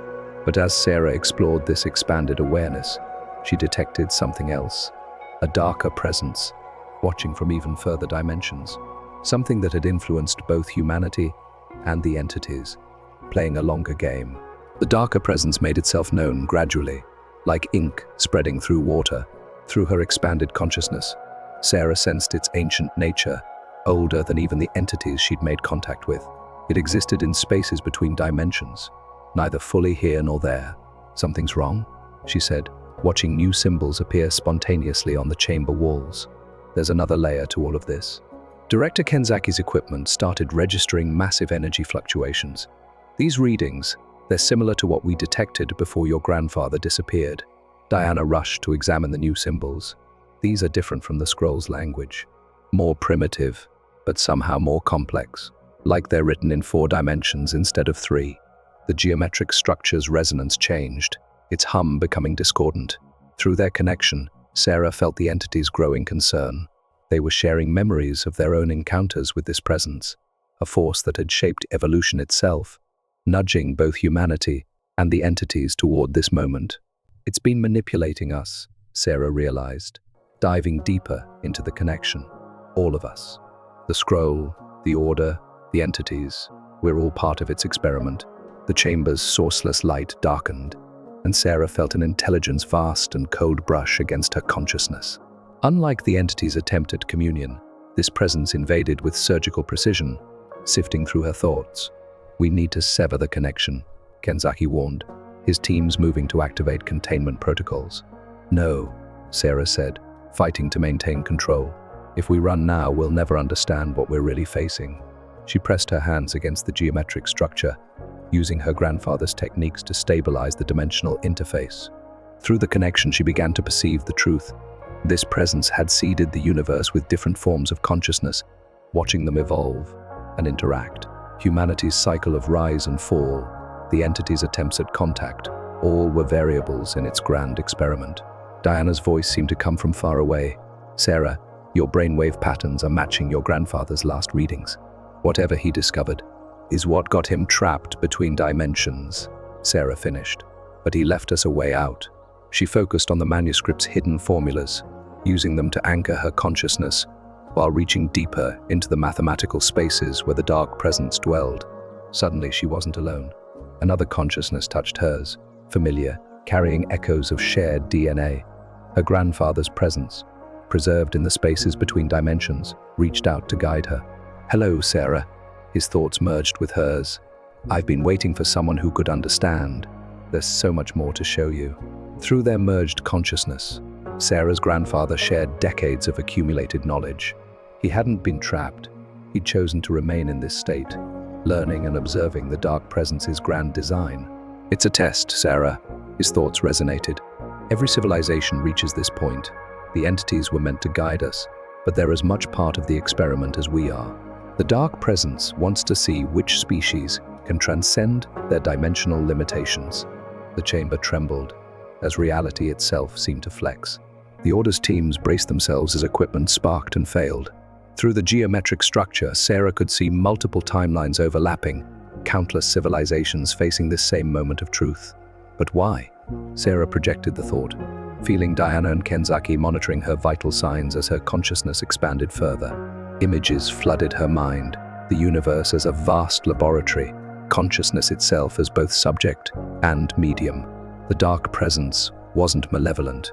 It was utterly alien, operating on a scale that made human concepts of good and evil meaningless. "Because it's looking for something," her grandfather's presence explained. "A specific type of consciousness that can survive complete dimensional transcendence. Every test, every cycle of civilization brings it closer to finding what it needs." Sarah saw deeper patterns emerging. The scroll wasn't just instructions.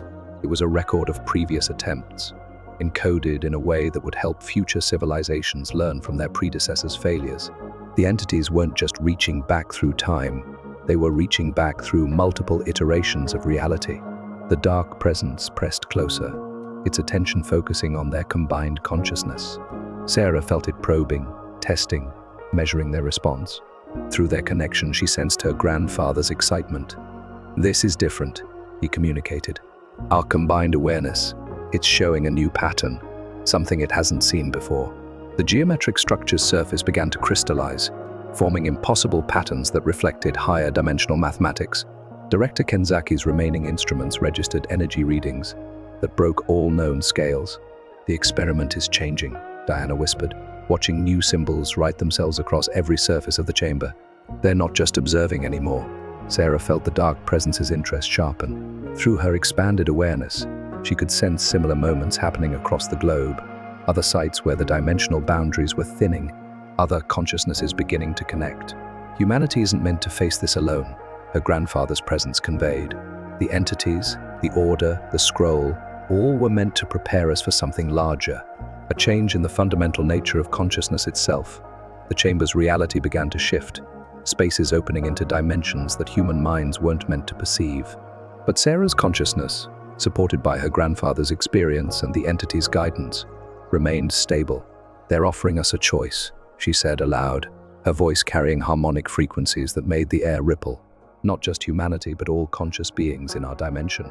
We can remain as we are, or..." The chamber's reality continued to stabilize as Sarah and her grandfather's merged consciousness processed the dark presence's offer. Through their expanded awareness, the true nature of the experiment became clear. "It's not about choosing between dimensions," Sarah said, her voice steady despite the enormous pressure of multiple realities pressing against her mind. "It's about learning to exist in all of them simultaneously." Director Kenzaki stepped forward, his tactical gear shimmering with dimensional distortions. "Like your grandfather has been doing all these years?" "Yes, but on a larger scale," Sarah explained. "The dark presence hasn't been testing individual civilizations. It's been guiding consciousness itself toward a state of unified awareness. The entities, humans, and countless other beings, we're all part of the same evolutionary path." The geometric structure pulsed with new energy as the scroll fragment symbols aligned with patterns emerging across the chamber walls. Diana worked frantically to document everything, her hands shaking as she recorded the transforming mathematical equations. The scroll wasn't meant to open doorways. Sarah's grandfather's presence resonated through her. It was meant to show us how to transform ourselves into beings who don't need doorways at all. Through their connection, Sarah saw the truth of countless civilizations' rises and falls, not as failures, but as steps in a greater evolution. Each cycle had added to the universal consciousness. Building toward this moment, the dark presence's purpose became clear, as Sarah felt the accumulated knowledge of billions of years flow through her consciousness.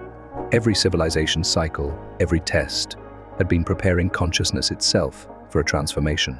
"We don't have to choose between dimensions," Sarah announced, her voice carrying the weight of newfound understanding. "And we don't have to fear what lies beyond them. We just have to learn to be more than we are."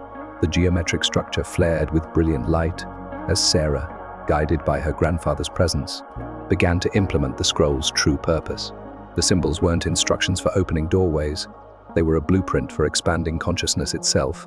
Director Kenzaki and his teams watched in awe as the chamber filled with multidimensional equations, each one representing a step in consciousness evolution. The dark presence's experiment hadn't been about finding which species could transcend dimensions, but about preparing all conscious beings to evolve together. "It's time," Sarah's grandfather's presence communicated. "The cycle is complete, not just for humanity, but for all conscious beings ready to take the next step." Sarah placed her hands on the geometric structure one final time. The chamber hummed with energy as the transformation began, not a violent breakthrough between dimensions, but a gentle dissolution of the barriers that had separated different forms of consciousness for so long. The Order's ancient mission of containment transformed into one of guidance. The entities became partners instead of invaders, and humanity found its place in a larger community of conscious beings, all taking their first steps into a new way of existing. As the light faded, Sarah stood in the chamber, changed but still herself. The scroll fragments had turned to dust, their purpose fulfilled, but the knowledge they contained lived on in the expanded consciousness of all those who had witnessed the transformation. "What now?" Diana asked, looking at the geometric structure, which now stood quiet but thrumming with potential. Sarah smiled, feeling her grandfather's presence not as something separate, but as part of a greater whole. "Now we learn what it means to be more than we ever imagined we could be." The dark presence withdrew, its experiment complete. In the chamber beneath the desert, where ancient knowledge had waited for millennia, humanity had finally found its place in the greater tapestry of consciousness, not as conquerors or victims, but as participants in an endless journey of becoming. Story 4. The Dragon Emperor's Tomb. Dr. Sarah Chen wiped sweat from her brow as she studied the peculiar jade artifact in her hands. The afternoon sun beat down on the archaeological site in Xi'an's outskirts, where her team had been working for the past 3 months. This wasn't supposed to be here, not this deep, not this far from the main tomb complex of China's first emperor, Qin Shi Huang. The piece was unlike anything she'd seen in her 15 years of archaeology. Its surface bore inscriptions that seemed to shift in the light, characters that didn't quite match any known dynasty's writing system. More troubling still was its location, a previously unknown chamber that their ground-penetrating radar had only detected after a freak storm washed away centuries of sediment. Dr. Chen, her assistant, Liu Wei, came running across the dig site, carefully navigating between the grid-marked excavation squares. The dating results are back from the lab. He handed her a folder, his hands trembling slightly. Sarah's eyes widened as she read the report. "This can't be right," she muttered, looking between the jade piece and the papers. "These dates, they're showing this chamber predates the Emperor's tomb by at least 200 years. There's more," Liu Wei said, lowering his voice. "The radiation team detected unusual readings from the sealed entrance we found yesterday. They're saying it's unlike anything they've seen before." Before Sarah could respond, a shadow fell across them. Dr. Marcus Blackwood, her colleague from Oxford University, stood at the edge of the excavation pit. His normally composed face showed signs of agitation. "Sarah, we need to talk," he said, his British accent clipped and tense. Privately.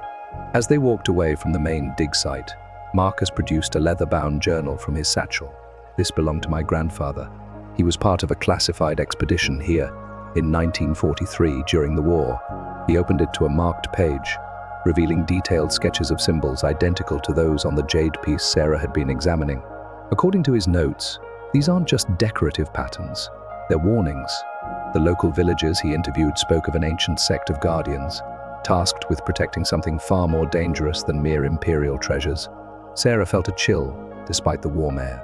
"Marcus, what are you suggesting?" The Emperor's obsession with immortality wasn't just megalomania. His scholars had found something that existed long before his time. The mercury rivers in his tomb? They weren't just models of China's waterways, they were part of a containment system.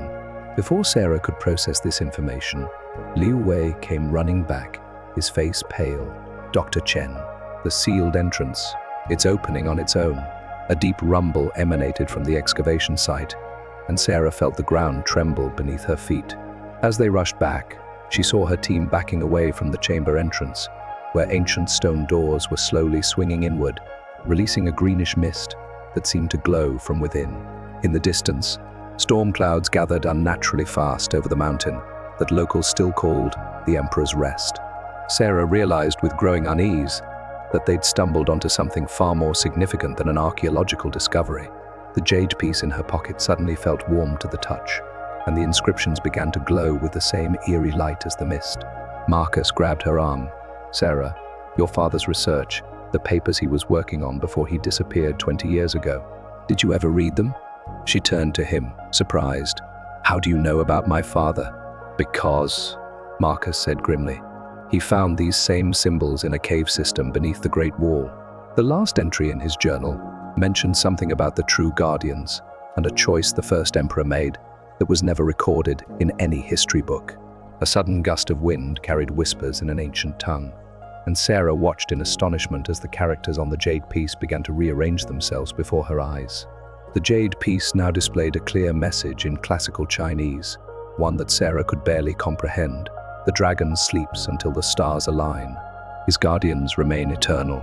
Thunder cracked overhead as Sarah, Marcus, and Liu Wei approached the open chamber.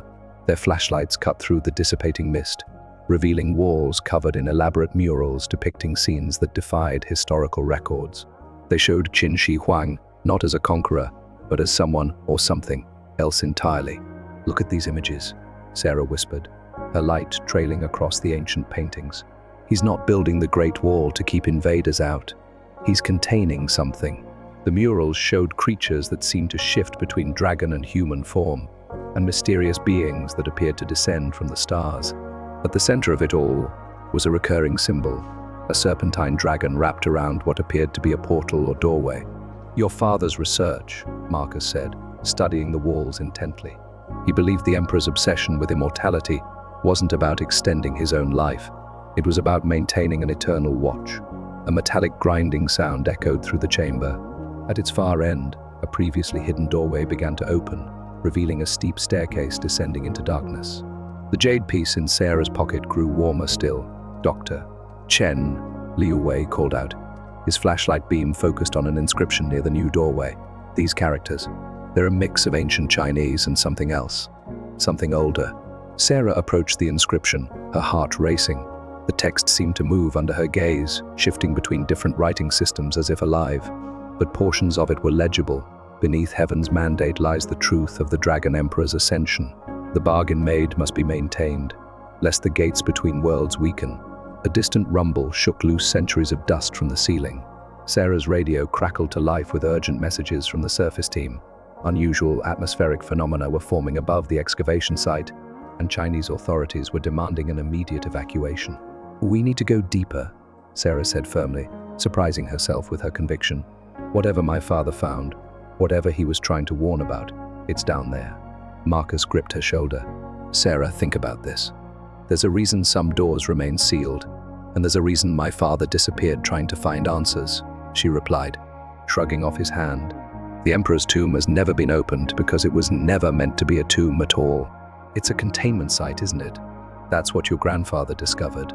Before Marcus could respond, Liu Wei's voice echoed from the stairway, where he'd already begun descending.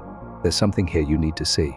Following their young colleague down the ancient steps, Sarah and Marcus found themselves entering a vast underground chamber that defied explanation. The walls were lined with mercury channels that still flowed after 2 millennia, giving off a faint, pulsing luminescence. But it was what stood at the chamber's center that stopped them in their tracks. A massive throne of jade and gold faced what appeared to be a shimmering portal, its surface rippling like disturbed water. Seated on the throne was a perfectly preserved figure in imperial robes, his face covered by an intricate mask made of an unknown metal. "The Dragon Emperor," Sarah breathed, "but not as a corpse. He's in some kind of stasis." The jade piece in her pocket suddenly grew scalding hot.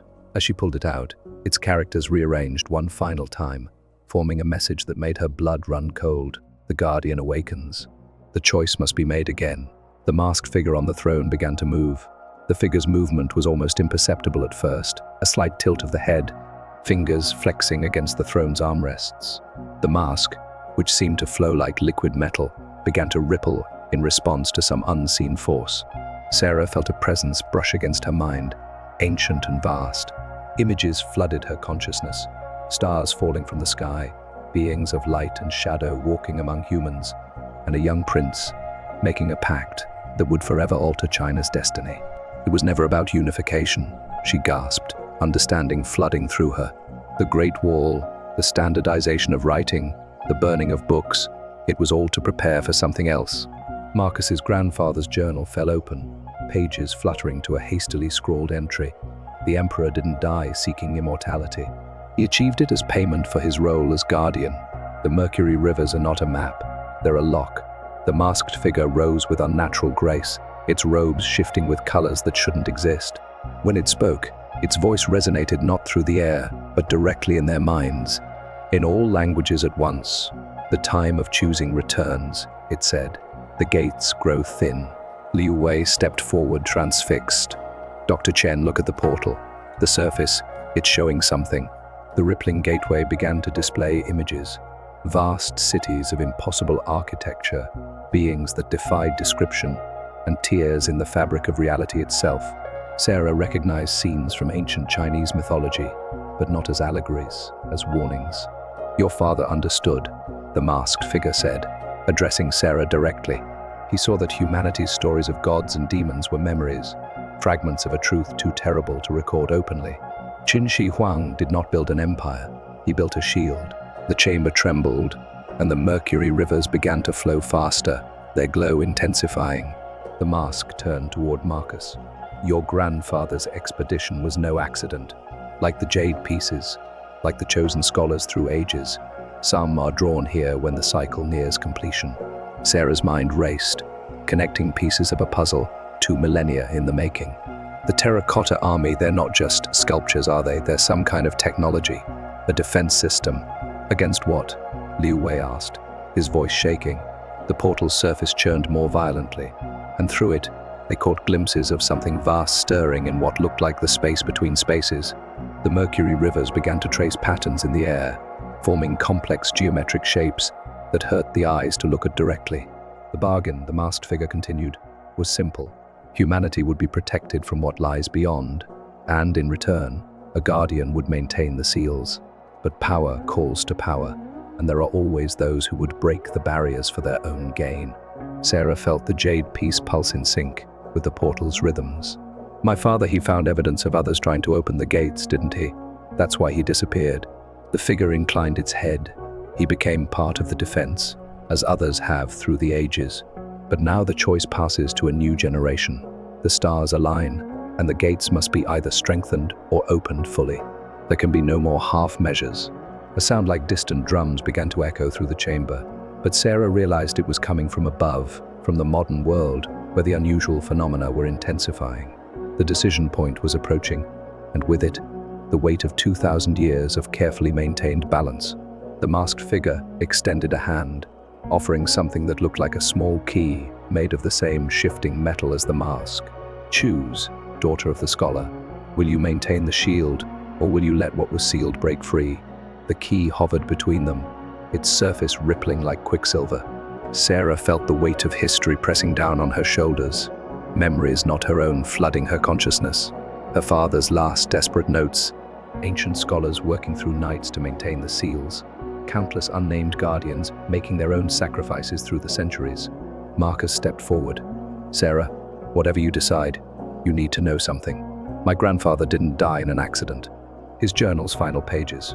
He pulled out several worn sheets. He chose to become part of the barrier when it weakened in 1944. The war, the chaos, it was attracting things from the other side. The chamber shuddered again, more violently this time. Through the portal, shadows began to take form, massive, otherworldly shapes that seemed to press against the membrane between realities. The modern world, the masked figure spoke, with its billions of minds connected electronically, its quantum experiments, its breaking of atomic bonds. It creates disturbances in ways the ancients never imagined. The old methods of containment are failing. Liu Wei's radio crackled to life with panicked voices from the surface. The strange phenomena were spreading beyond the excavation site, affecting electronics across X-Point EAN. Military units were being mobilized. Sarah studied the key, seeing how its patterns matched both the mercury flows and the jade piece's inscriptions. If I accept this, what happens to me? You become more than yourself, the figure replied, neither alive nor dead, but eternal, a guardian at the gates. Your consciousness will join with those who came before, including your father. But your life as you know it ends. The portal's surface began to tear, dark tendrils seeping through.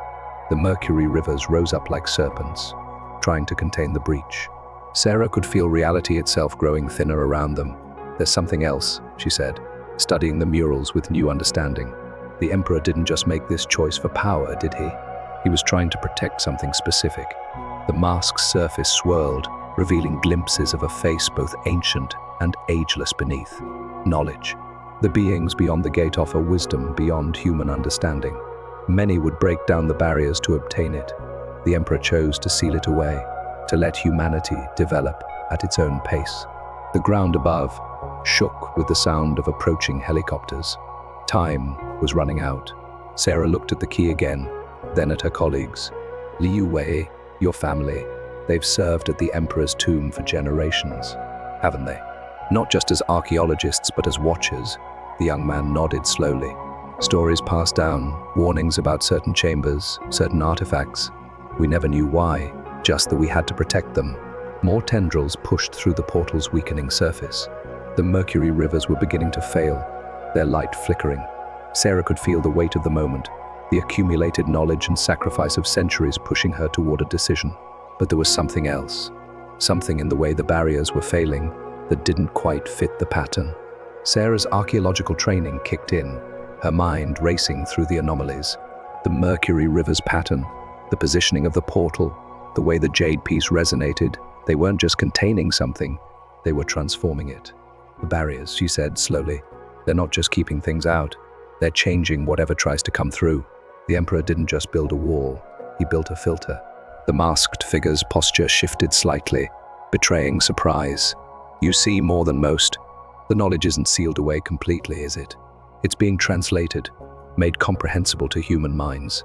That's why Chinese civilization advanced so rapidly during the Qin dynasty. The barrier doesn't just protect, it teaches.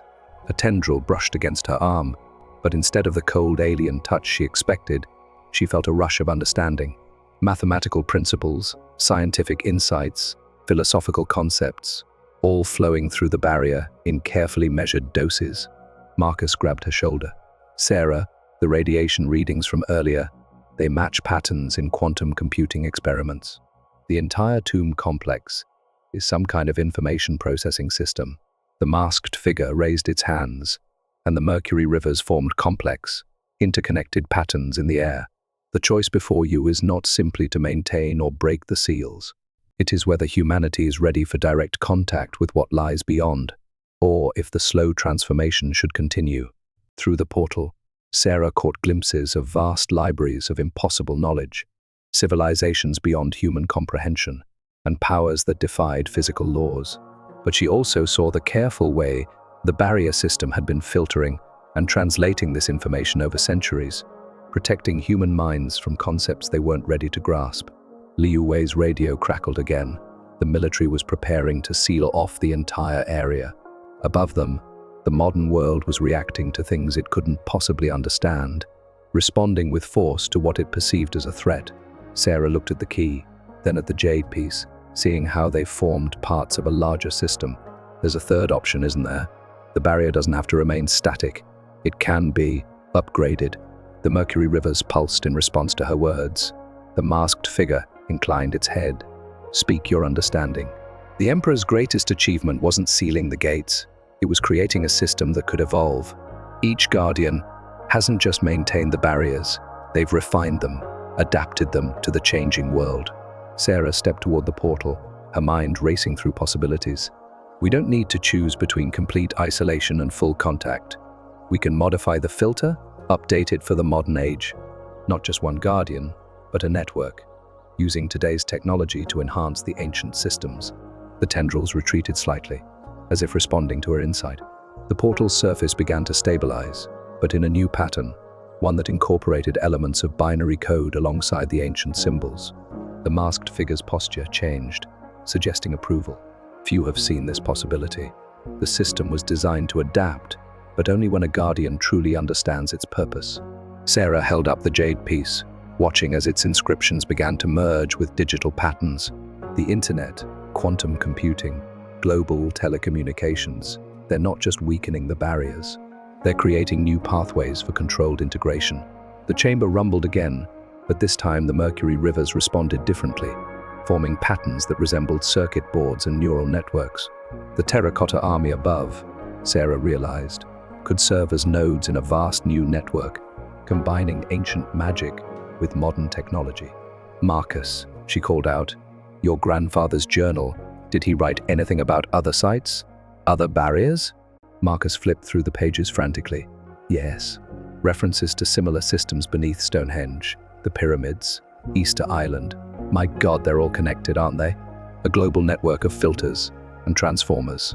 The masked figure raised its hands, and the chamber's walls became transparent, revealing a vast web of energy lines connecting sacred sites across the planet. The Emperor's tomb was but one node, the strongest of its time. Each civilization contributed to the greater shield. Sarah stepped forward, the key floating before her. So we don't just maintain or destroy, we upgrade. Connect the ancient network to modern systems. Create a new kind of barrier that can better process and translate the knowledge trying to break through. Liu Wei's eyes widened with understanding. The quantum computing experiments in Xi'an, they're already interfacing with the tomb's energy. Somehow, aren't they? That's why we found this chamber now. The tendrils from the portal began to weave themselves into new patterns, less chaotic, more structured. Sarah could feel the system responding to her understanding, ready to evolve. But this would require more than one Guardian, she said, looking at her colleagues. A single consciousness couldn't manage a network that complex. The masked figure nodded. The time of solitary Guardians ends. The new age requires a different approach. Above them, military vehicles had surrounded the site. Modern humanity's fear of the unknown was threatening to destroy what it didn't understand. They had to act quickly. Sarah reached for the key, but instead of taking it, she looked at Marcus and Liu Wei. The choice isn't just mine to make. The new network would need multiple perspectives, different kinds of knowledge. My archaeology, Marcus's quantum physics background, Liu Wei's connection to the ancient traditions. The Mercury rivers suddenly surged upward, forming 3 distinct channels. The key split into 3 interconnected pieces, each hovering before one of them. The barrier can be maintained and evolved, the masked figure said, but only if you work in harmony. The knowledge beyond must be filtered through multiple minds, multiple understandings. Through the portal, Sarah saw visions of how this new system could work. Multiple guardians, each bringing their unique perspective, creating a more sophisticated filter. The ancient Mercury rivers could interface with quantum computers. The terracotta army could become nodes in a vast network, and the accumulated wisdom of past guardians could be preserved and updated. But what about the current guardian? She asked, looking at the masked figure. What happens to you? My time ends, as it must. I will join the consciousness of past guardians, becoming part of the knowledge base for the new system. The Emperor's original form was transformed thus, as were all guardians since. A violent tremor shook the chamber. Above, they could hear military commands being shouted. The portal flickered dangerously, its surface rippling with increasing instability. We need to decide now, Marcus said, reaching for his piece of the key. Those soldiers above won't wait much longer. Liu Wei stepped forward. My family has guarded these secrets for generations. We always knew there was a greater purpose, but never understood it fully. Now we have a chance to be part of something more. Sarah looked at her piece of the key, seeing how it pulsed in sync with both the ancient Mercury and the digital patterns now forming in the air. Together then. But we do this right, not just maintaining the barriers, but improving them. The masked figure raised its hands one final time. Speak your acceptance, and the transformation begins. But know that your lives as you knew them will end, even as you remain to guide humanity's growth. Sarah took a deep breath, feeling the weight of history and future pressing around them. The key fragments pulsed more intensely, waiting for their decision. Through the portal, shadows of impossible knowledge pressed against the barrier, but now Sarah could see them not as threats, but as possibilities waiting to be understood, translated, and shared safely with humanity. How do we begin? She asked, her hand closing around her piece of the key. The masked figure's voice resonated through their minds one final time. Together, speak the acceptance. Merge your understanding with the system. Let your combined knowledge create new pathways. Above them, the first explosions rocked the tomb complex as military forces began their attempt to reach the chamber. Time had run out. Sarah looked at her colleagues, saw the same determination in their eyes. As one, they raised their key fragments and spoke words that seemed to come from both within and beyond themselves. As the 3 raised their key fragments, the chamber filled with a resonant energy that seemed to bridge ancient and modern worlds. The Mercury rivers rose around them, interweaving with streams of digital light that poured from the portal itself. We accept this guardian role, Sarah spoke, her voice blending with Marcus and Liu Wei's in perfect harmony, not to seal away knowledge, but to help humanity understand it. The masked figure began to dissolve, its essence flowing into the Mercury streams. As it faded, it transferred centuries of accumulated wisdom into the new network forming around them. The portal's surface stabilized, now showing clear, structured patterns rather than chaos. Their key fragments joined together, transforming into a new kind of interface, part ancient artifact, part quantum processor. Sarah felt her consciousness expanding, connecting with Marcus and Liu Wei's minds, but also linking to the vast database of guardian knowledge being integrated into modern systems. Above them, the military's attempts to breach the chamber suddenly ceased. The new barrier network was already at work, generating a field that would make the tomb appear normal to outside scanning equipment. The terracotta warriors throughout the complex stirred imperceptibly, each statue becoming a node in their expanded network. Through their combined consciousness, the 3 could sense similar transformations occurring at ancient sites worldwide, as the old system upgraded itself through their understanding. It's working, Marcus said, his voice echoing both physically and mentally. The quantum interfaces are stabilizing the knowledge transfer. We can regulate how much flows through, how it's translated, Liu Wei's ancestral knowledge merged with the system, providing crucial context for how the barriers had been maintained through centuries. The old and new are becoming one.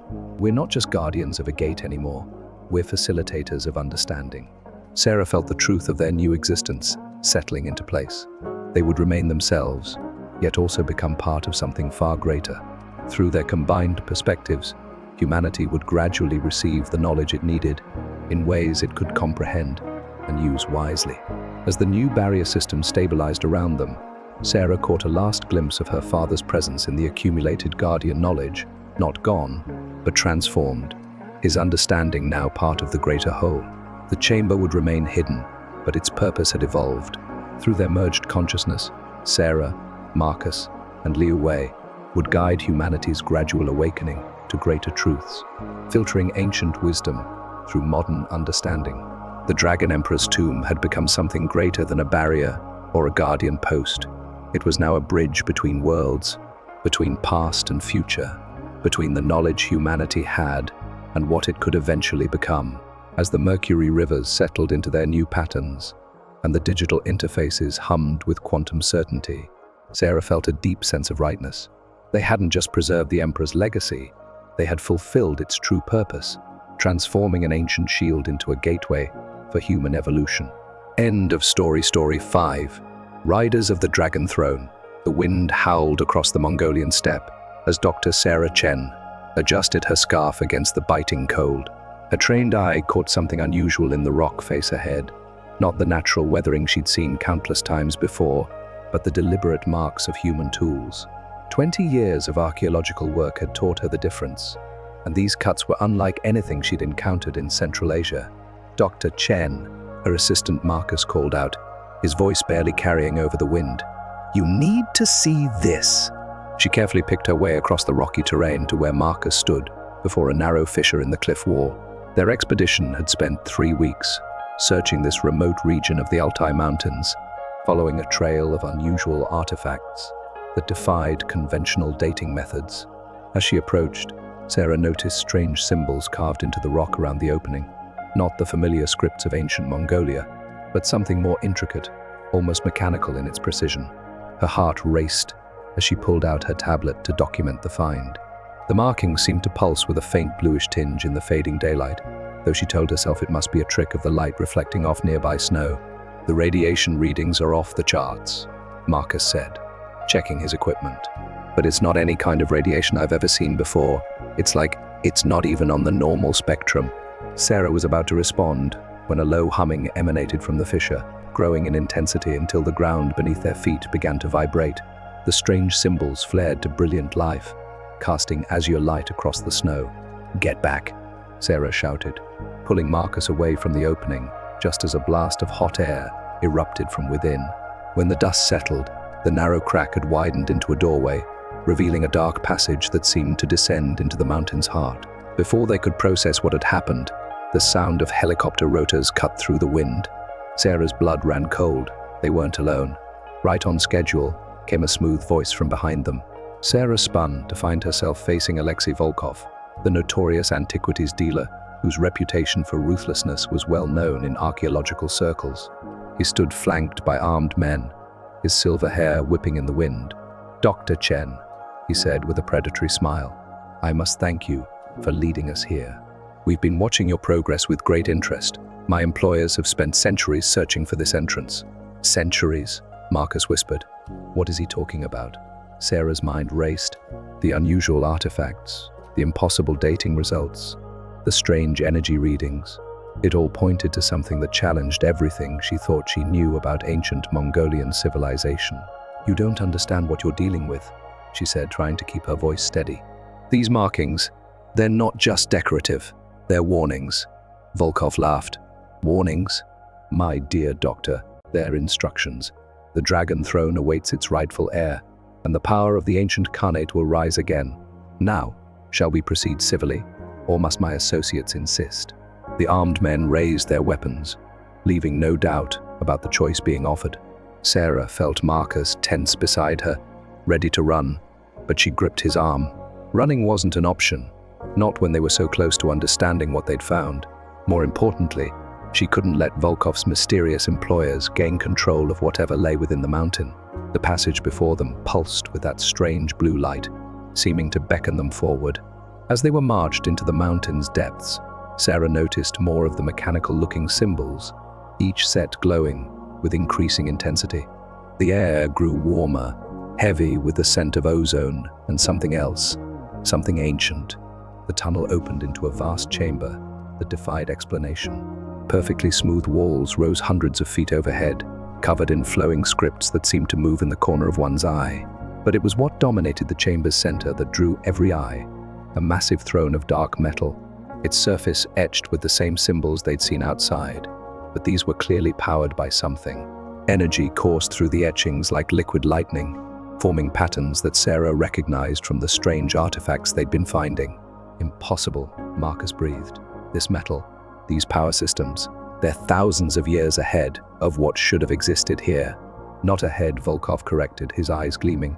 Remembered, what you see before you is all that remains of the true empire, not the one written in your history books, but the one that ruled when humanity was young. When our ancestors wielded powers your science still cannot explain. Sarah's archaeological training warred with what her eyes were telling her. The chamber's construction, the advanced metallurgy, the evident power source. None of it should have been possible in ancient Mongolia. Yet here it stood, humming with energy that had waited millennia to be rediscovered. A figure stepped out from behind the throne, a woman in traditional Mongolian deal robes, but made of a material that seemed to absorb and redirect light. Her face bore the sharp features of the steps, but her eyes held the weight of ages. "Welcome," she said in perfect English, though her voice carried harmonics that made Sarah's teeth ache. "I am Altansetseg, guardian of the throne. You have opened the way, but the question remains. Are you prepared for what comes next?" The guardian's words hung in the air as Sarah processed the impossible scene before her. The chamber's ethereal blue light cast moving shadows across the ancient technology that defied all historical record. "I've spent my life preparing for discoveries," Sarah replied carefully, "but I don't think anyone could be truly prepared for this." Altansetseg's lips curved in what might have been amusement. "Few are. Yet here you stand, where the ancient and modern worlds collide.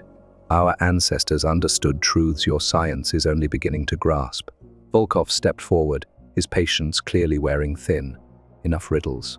My employers have waited generations for this moment. The power of the Dragon Throne. Your employers know nothing." Altansetseg cut him off sharply. The harmonics in her voice intensified, making everyone in the chamber wince. "They see only what they wish to see. The throne is not a weapon to be wielded, but a key to understanding." Sarah noticed something curious about the flowing scripts on the walls.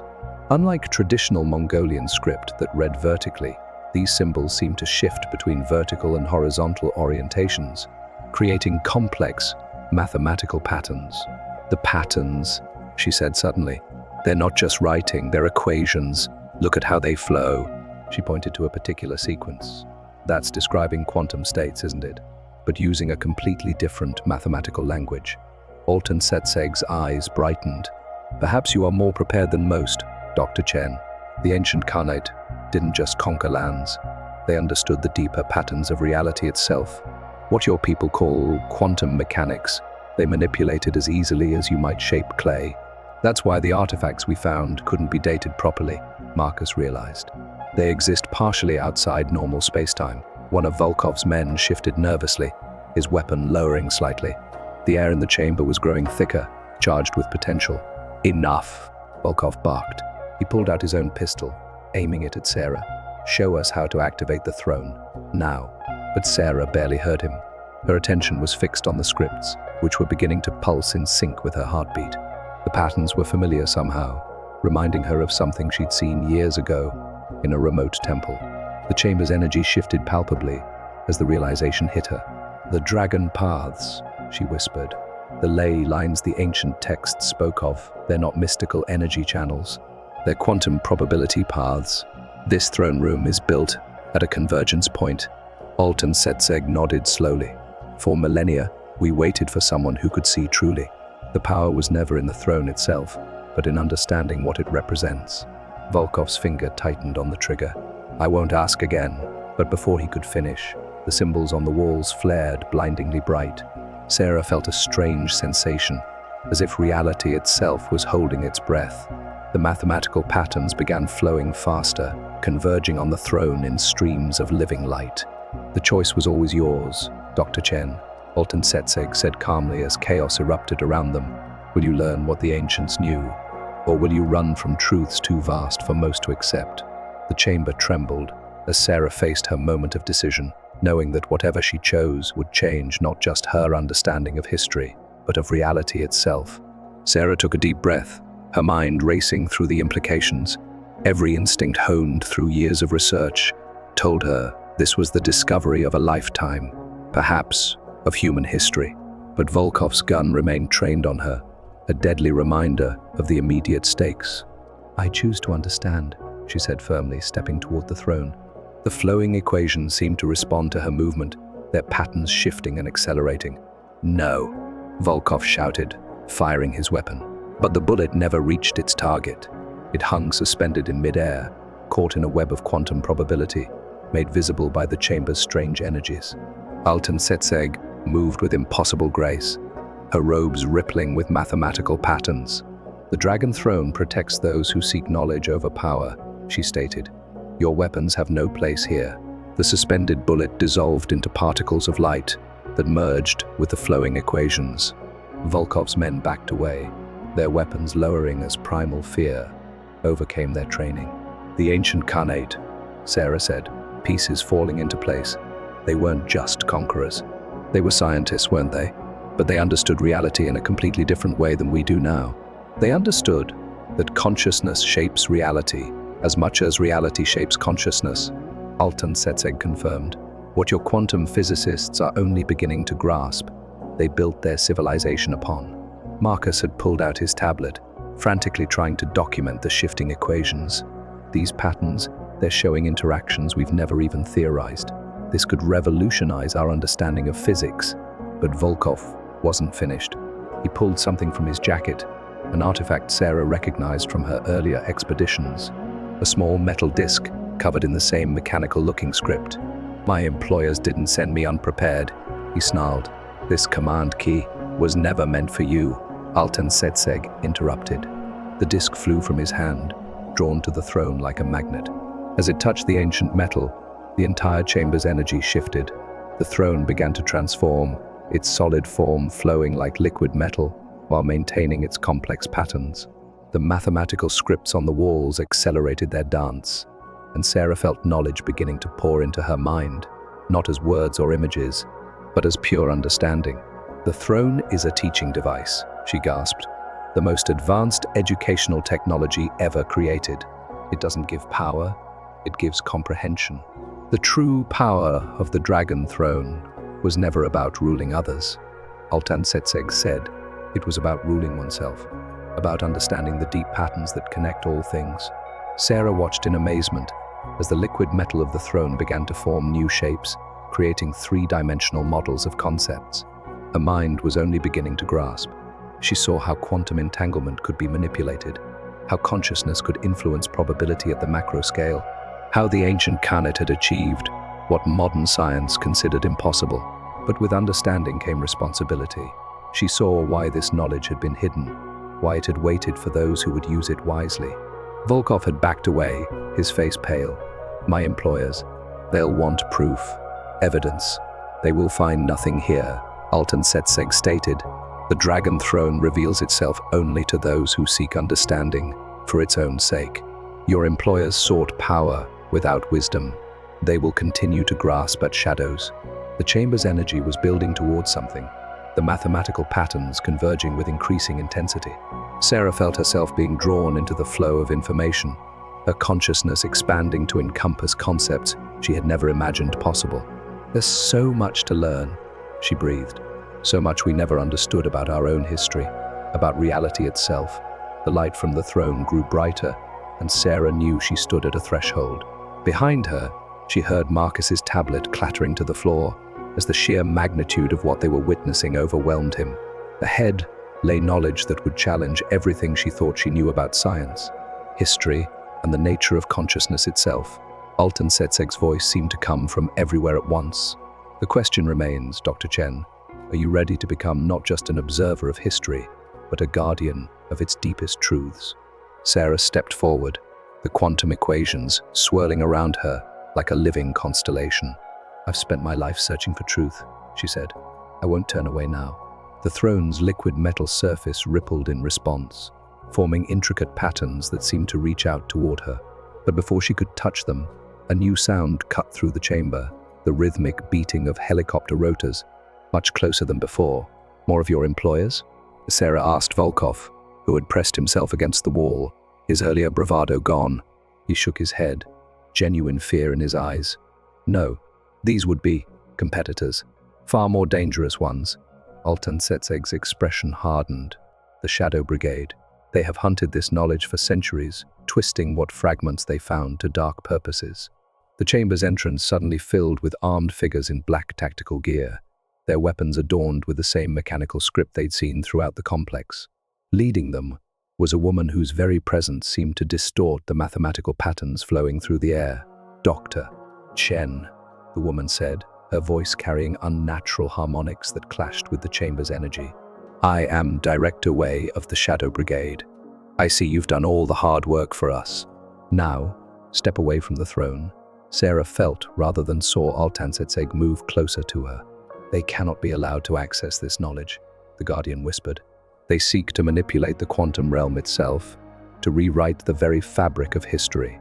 The Guardian speaks of things she barely understands.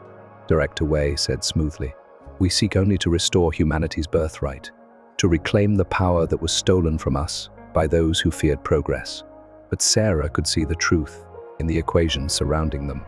The Shadow Brigade's presence was creating distortions in the mathematical patterns, turning elegant quantum probabilities into chaotic tangles. You're wrong, Sarah said firmly. This knowledge wasn't stolen, it was protected. From people exactly like you. Wei's smile turned cold. Such nobility. But you've seen only a fraction of what the throne can teach. Join us, Dr. Chen. Help us unlock its full potential. Think of the advances we could make, the power we could wield. The throne's surface churned faster, its patterns growing more complex. Sarah felt knowledge continuing to flow into her mind, and with it came a devastating realization. The ancient Khanate, she said slowly. They didn't just hide this knowledge. They sacrificed their entire civilization to keep it from being misused. They understood something fundamental about consciousness and reality, something that could either elevate humanity or destroy it. Then help us elevate it, Wei pressed, taking a step forward. Her soldiers raised their weapons, but the quantum distortions around them made targeting difficult. Sarah looked at the flowing equations, seeing deeper patterns emerge. The throne wasn't just teaching, it was showing her a choice. A way forward, but one that would require sacrifice. Marcus, she said quietly, get ready to run. Her assistant nodded, understanding in his eyes. He had seen enough to grasp what was at stake. Alton Setseg's voice carried new urgency. Choose quickly, Dr. Chen. The patterns grow unstable. The chamber trembled as two different quantum states battled for dominance. Sarah knew she had seconds to act before the Shadow Brigade's presence caused a catastrophic collapse of the delicate mathematical architecture around them. She reached out toward the throne, her mind finally grasping the full scope of what she had to do. Sarah's fingers touched the liquid metal surface of the throne, and in that instant, everything changed. The mathematical patterns exploded into blinding light, wrapping around her like a cocoon of pure information. Through the quantum connection, she understood exactly what she had to do. You don't understand what you're interfering with, Wei shouted, her voice distorting as the chamber's energies intensified. That power belongs to humanity. No, Sarah replied, her voice carrying new harmonics that matched the chamber's resonance. It belongs to those who understand its true purpose. The equations flowing through her mind showed her the pattern, the same one the ancient Khanate had used, not to hide their knowledge, but to seed it throughout human consciousness, waiting for the right moment to re-emerge. Alton Setseg, she called out. The convergence point. The Guardian nodded, her form beginning to shimmer with quantum uncertainty. You understand, then, what must be done. The Shadow Brigade opened fire, but their bullets fragmented into light, caught in the increasingly chaotic probability fields. Wei screamed orders, her own form starting to blur as reality itself became unstable around them. "Marcus, now!" Sarah shouted. Her assistant grabbed the still stunned Volkov and ran for the entrance as the chamber's walls began to pulse with impossible colors. Sarah felt the knowledge of millennia flowing through her consciousness, too much for any one mind to contain. But she didn't need to contain it. She needed to scatter it, just as the ancients had done. The dragon throne was never meant to concentrate this knowledge, she said, understanding flowing through her. It was meant to distribute it, to wait until humanity was ready to rediscover these truths naturally. Wei's face contorted with rage. "You fool! You'll destroy everything." "No," Sarah replied calmly. "I'll preserve it the only way possible, by letting it go."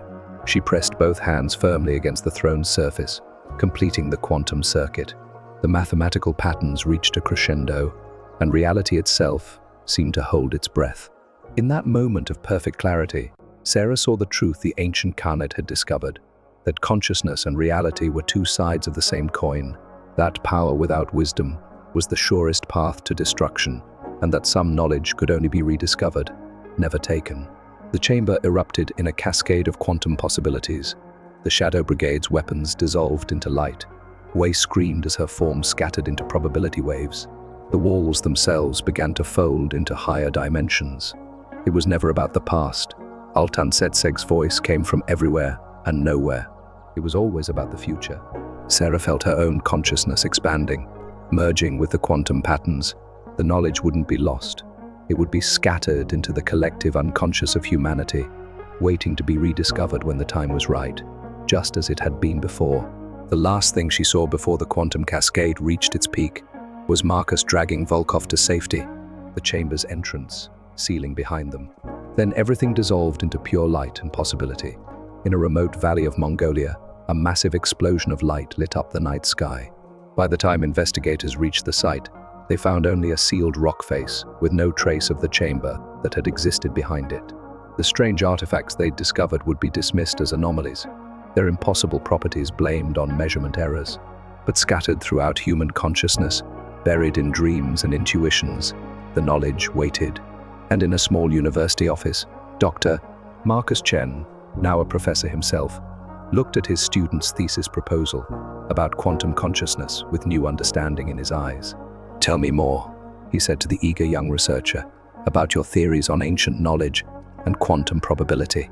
The Dragon Throne's legacy lived on, not as a source of power, but as seeds of wisdom waiting to bloom when humanity was finally ready to understand its own true nature. Years passed, and the events in Mongolia faded into obscurity, becoming little more than whispered rumors in archaeological circles. But Sarah Chen didn't vanish entirely. She had become something else, existing in a state between conventional reality and quantum possibility. She watched and waited, observing as humanity slowly began to rediscover the truth she had helped scatter. In physics laboratories across the world, researchers started noticing strange patterns in their quantum experiments. Anthropologists uncovered ancient texts that hinted at forgotten knowledge, and in dreams, people worldwide began seeing mathematical symbols they couldn't quite remember upon waking. One crisp autumn morning, in a bustling research facility in Geneva, a young physicist named Dr. Amara Patel stared at her computer screen in disbelief. Her quantum consciousness experiments had produced results that defied conventional physics, results that seemed to suggest consciousness itself could influence quantum states at a macro level. "This is impossible," she muttered, running the calculations again. But the patterns remained, familiar yet alien, like a half-remembered dream. In her office at Cambridge University, an archaeologist named Dr. James Werner was examining satellite imagery of the Mongolian steppes when he noticed something peculiar. The geological formations seemed to form patterns, not random patterns, but precise mathematical sequences that reminded him of quantum wave functions. And in Beijing, a mathematician named Dr. Liu Wei, no relation to the vanished director, had begun developing a new mathematical language that bore striking similarities to the ancient scripts found in numerous archaeological sites worldwide. None of them knew they were being watched. Sarah, existing in her quantum state, could see the threads of knowledge beginning to weave together again. But this time, it was happening organically, as humanity reached the understanding necessary to handle such power responsibly. The Shadow Brigade hadn't been completely destroyed that day in Mongolia. Its remnants continued to search, but they were looking in the wrong places, in ancient sites and hidden chambers. They didn't understand that the knowledge they sought was evolving along with human consciousness itself. Marcus, now in his 60s but still sharp as ever, had become a respected professor of archaeological physics, a field he had essentially created. He never spoke directly about what he had witnessed in Mongolia, but his work laid the groundwork for a new understanding of ancient civilizations and their relationship with quantum mechanics. One day, as he was reviewing a particularly promising doctoral thesis, he felt a familiar presence. The air in his office seemed to shift, mathematical patterns briefly visible in the dust motes dancing in the sunlight. "Hello, Sarah," he said quietly, not looking up from his papers. "I wondered when you'd return." The patterns coalesced, not into a physical form, but into something between existence and possibility. "It's beginning," Sarah's voice came, carrying those same strange harmonics he remembered. "They're starting to understand." "Are they ready?" Marcus asked, finally looking up at the quantum manifestation of his old friend and mentor. "Not yet," Sarah replied, "but they're getting closer. The knowledge is emerging in the right way this time, through discovery rather than force, through understanding rather than power." Marcus nodded, thinking of Dr. Patel's recent breakthrough paper and Dr. Liu's new mathematical framework. "And the Shadow Brigade?" Still searching, Sarah's pattern voice held a note of amusement. "But they're becoming irrelevant. The truth was never in artifacts or ancient sites. It was always within human consciousness itself, waiting to evolve."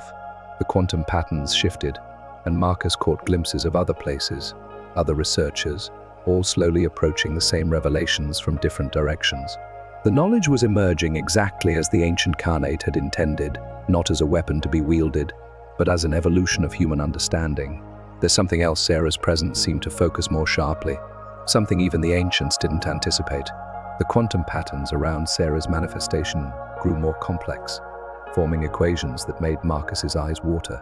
After decades of quantum existence, she had observed patterns that even the ancient Khanate hadn't predicted. "Humanity isn't just rediscovering the old knowledge," she explained, her voice resonating with multiple harmonics. "They're building on it, creating new understanding that goes beyond what even the ancients knew." Marcus leaned forward, his aged hands trembling slightly. "What do you mean, Doctor?" "Patel's work on quantum consciousness isn't just replicating ancient techniques, it's expanding them. Dr. Liu's mathematical framework describes interactions the Khanate never imagined. The knowledge isn't just re-emerging, it's evolving." The implications made Marcus's head spin.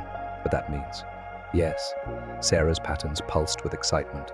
"The ancient Khanate didn't just preserve their knowledge, they created the conditions for humanity to surpass it. They knew that scattering their understanding into human consciousness would allow it to grow in ways they couldn't predict." A soft chime from Marcus's computer interrupted them. It was an email from Dr. Patel marked urgent. He opened it, reading quickly as Sarah's quantum presence hovered nearby. "She's found something," he said, his voice hushed. "In her latest experiments, she's detected what she calls consciousness resonance patterns that match exactly with the patterns from the Dragon Throne." Sarah finished. "Show me." The quantum equations around her shifted as she absorbed the information from Marcus's screen. "This is it," she said, "the first true breakthrough. Dr. Patel has discovered how to consciously manipulate quantum states without technology, exactly what the Khanate could do, but through pure scientific understanding rather than inherited knowledge." "Is it safe?" Marcus asked, remembering the chaos in Mongolia. "Safer than before," Sarah replied, "because she understands the underlying principles, not just the techniques. The Shadow Brigade sought to control these forces. Dr. Patel has learned to work with them naturally." Outside Marcus's office window, a storm was brewing. Lightning flickered between heavy clouds, and for a moment, the quantum patterns around Sarah seemed to align with the atmospheric electricity. "There's more coming," she said, her voice growing distant. "The next few years will bring discoveries that will change everything. But this time, humanity is ready for them. The understanding is emerging in the right way, through the right people." Marcus thought of his own students, of the questions they were asking that would have seemed impossible just a few years ago. What should we do? Watch, guide where needed, but mostly, let it happen naturally. The knowledge knows how to find those who are ready for it. The storm outside intensified, and Sarah's quantum patterns began to fade. "I have to go," she said. "There are others I need to observe." "But Marcus." "Yes? Remember what we learned in Mongolia. The power was never in the throne itself. It was always in understanding." As her presence dissolved into probability waves, Marcus turned back to his computer. Dr. Patel's findings were just the beginning. Across the world, researchers were approaching the same truths from different directions, their collective consciousness reaching toward understanding that would have seemed like magic to their ancestors. And somewhere in the quantum realm, Sarah Chen watched and waited, knowing that humanity's greatest discoveries were yet to come. In her quantum state, Sarah began noticing a pattern emerging that even she hadn't anticipated. The various researchers she had been watching, Dr. Patel, Dr. Liu, and others, were unconsciously beginning to connect with each other. Ideas seemed to flow between them even before they made official contact, as if the quantum knowledge itself was creating a network of understanding. Dr. Patel's lab in Geneva became the epicenter of an unprecedented collaboration. Her consciousness resonance patterns had drawn the attention of researchers worldwide, including Dr. Liu, whose mathematical framework seemed perfectly suited to describing her discoveries.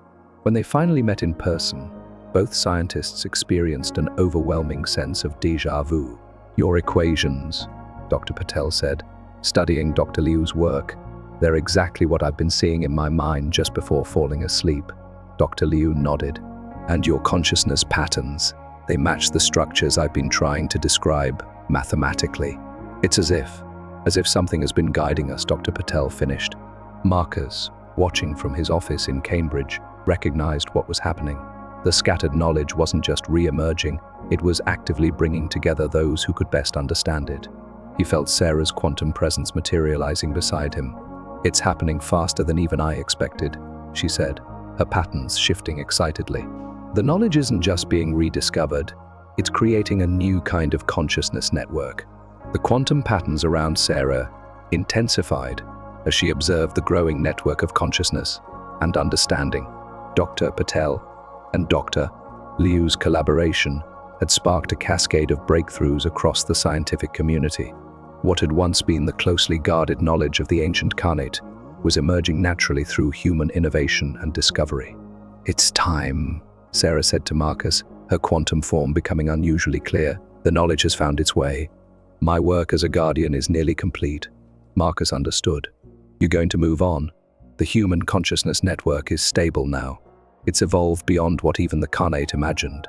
The knowledge will continue to emerge naturally, finding those who are ready for it." As if to prove her point, a young graduate student burst into Marcus's office, her eyes bright with excitement. "Professor, you have to see this. We've managed to replicate Dr. Patel's consciousness resonance patterns, but there's something new." Sarah's presence began to fade, but her voice carried a note of satisfaction.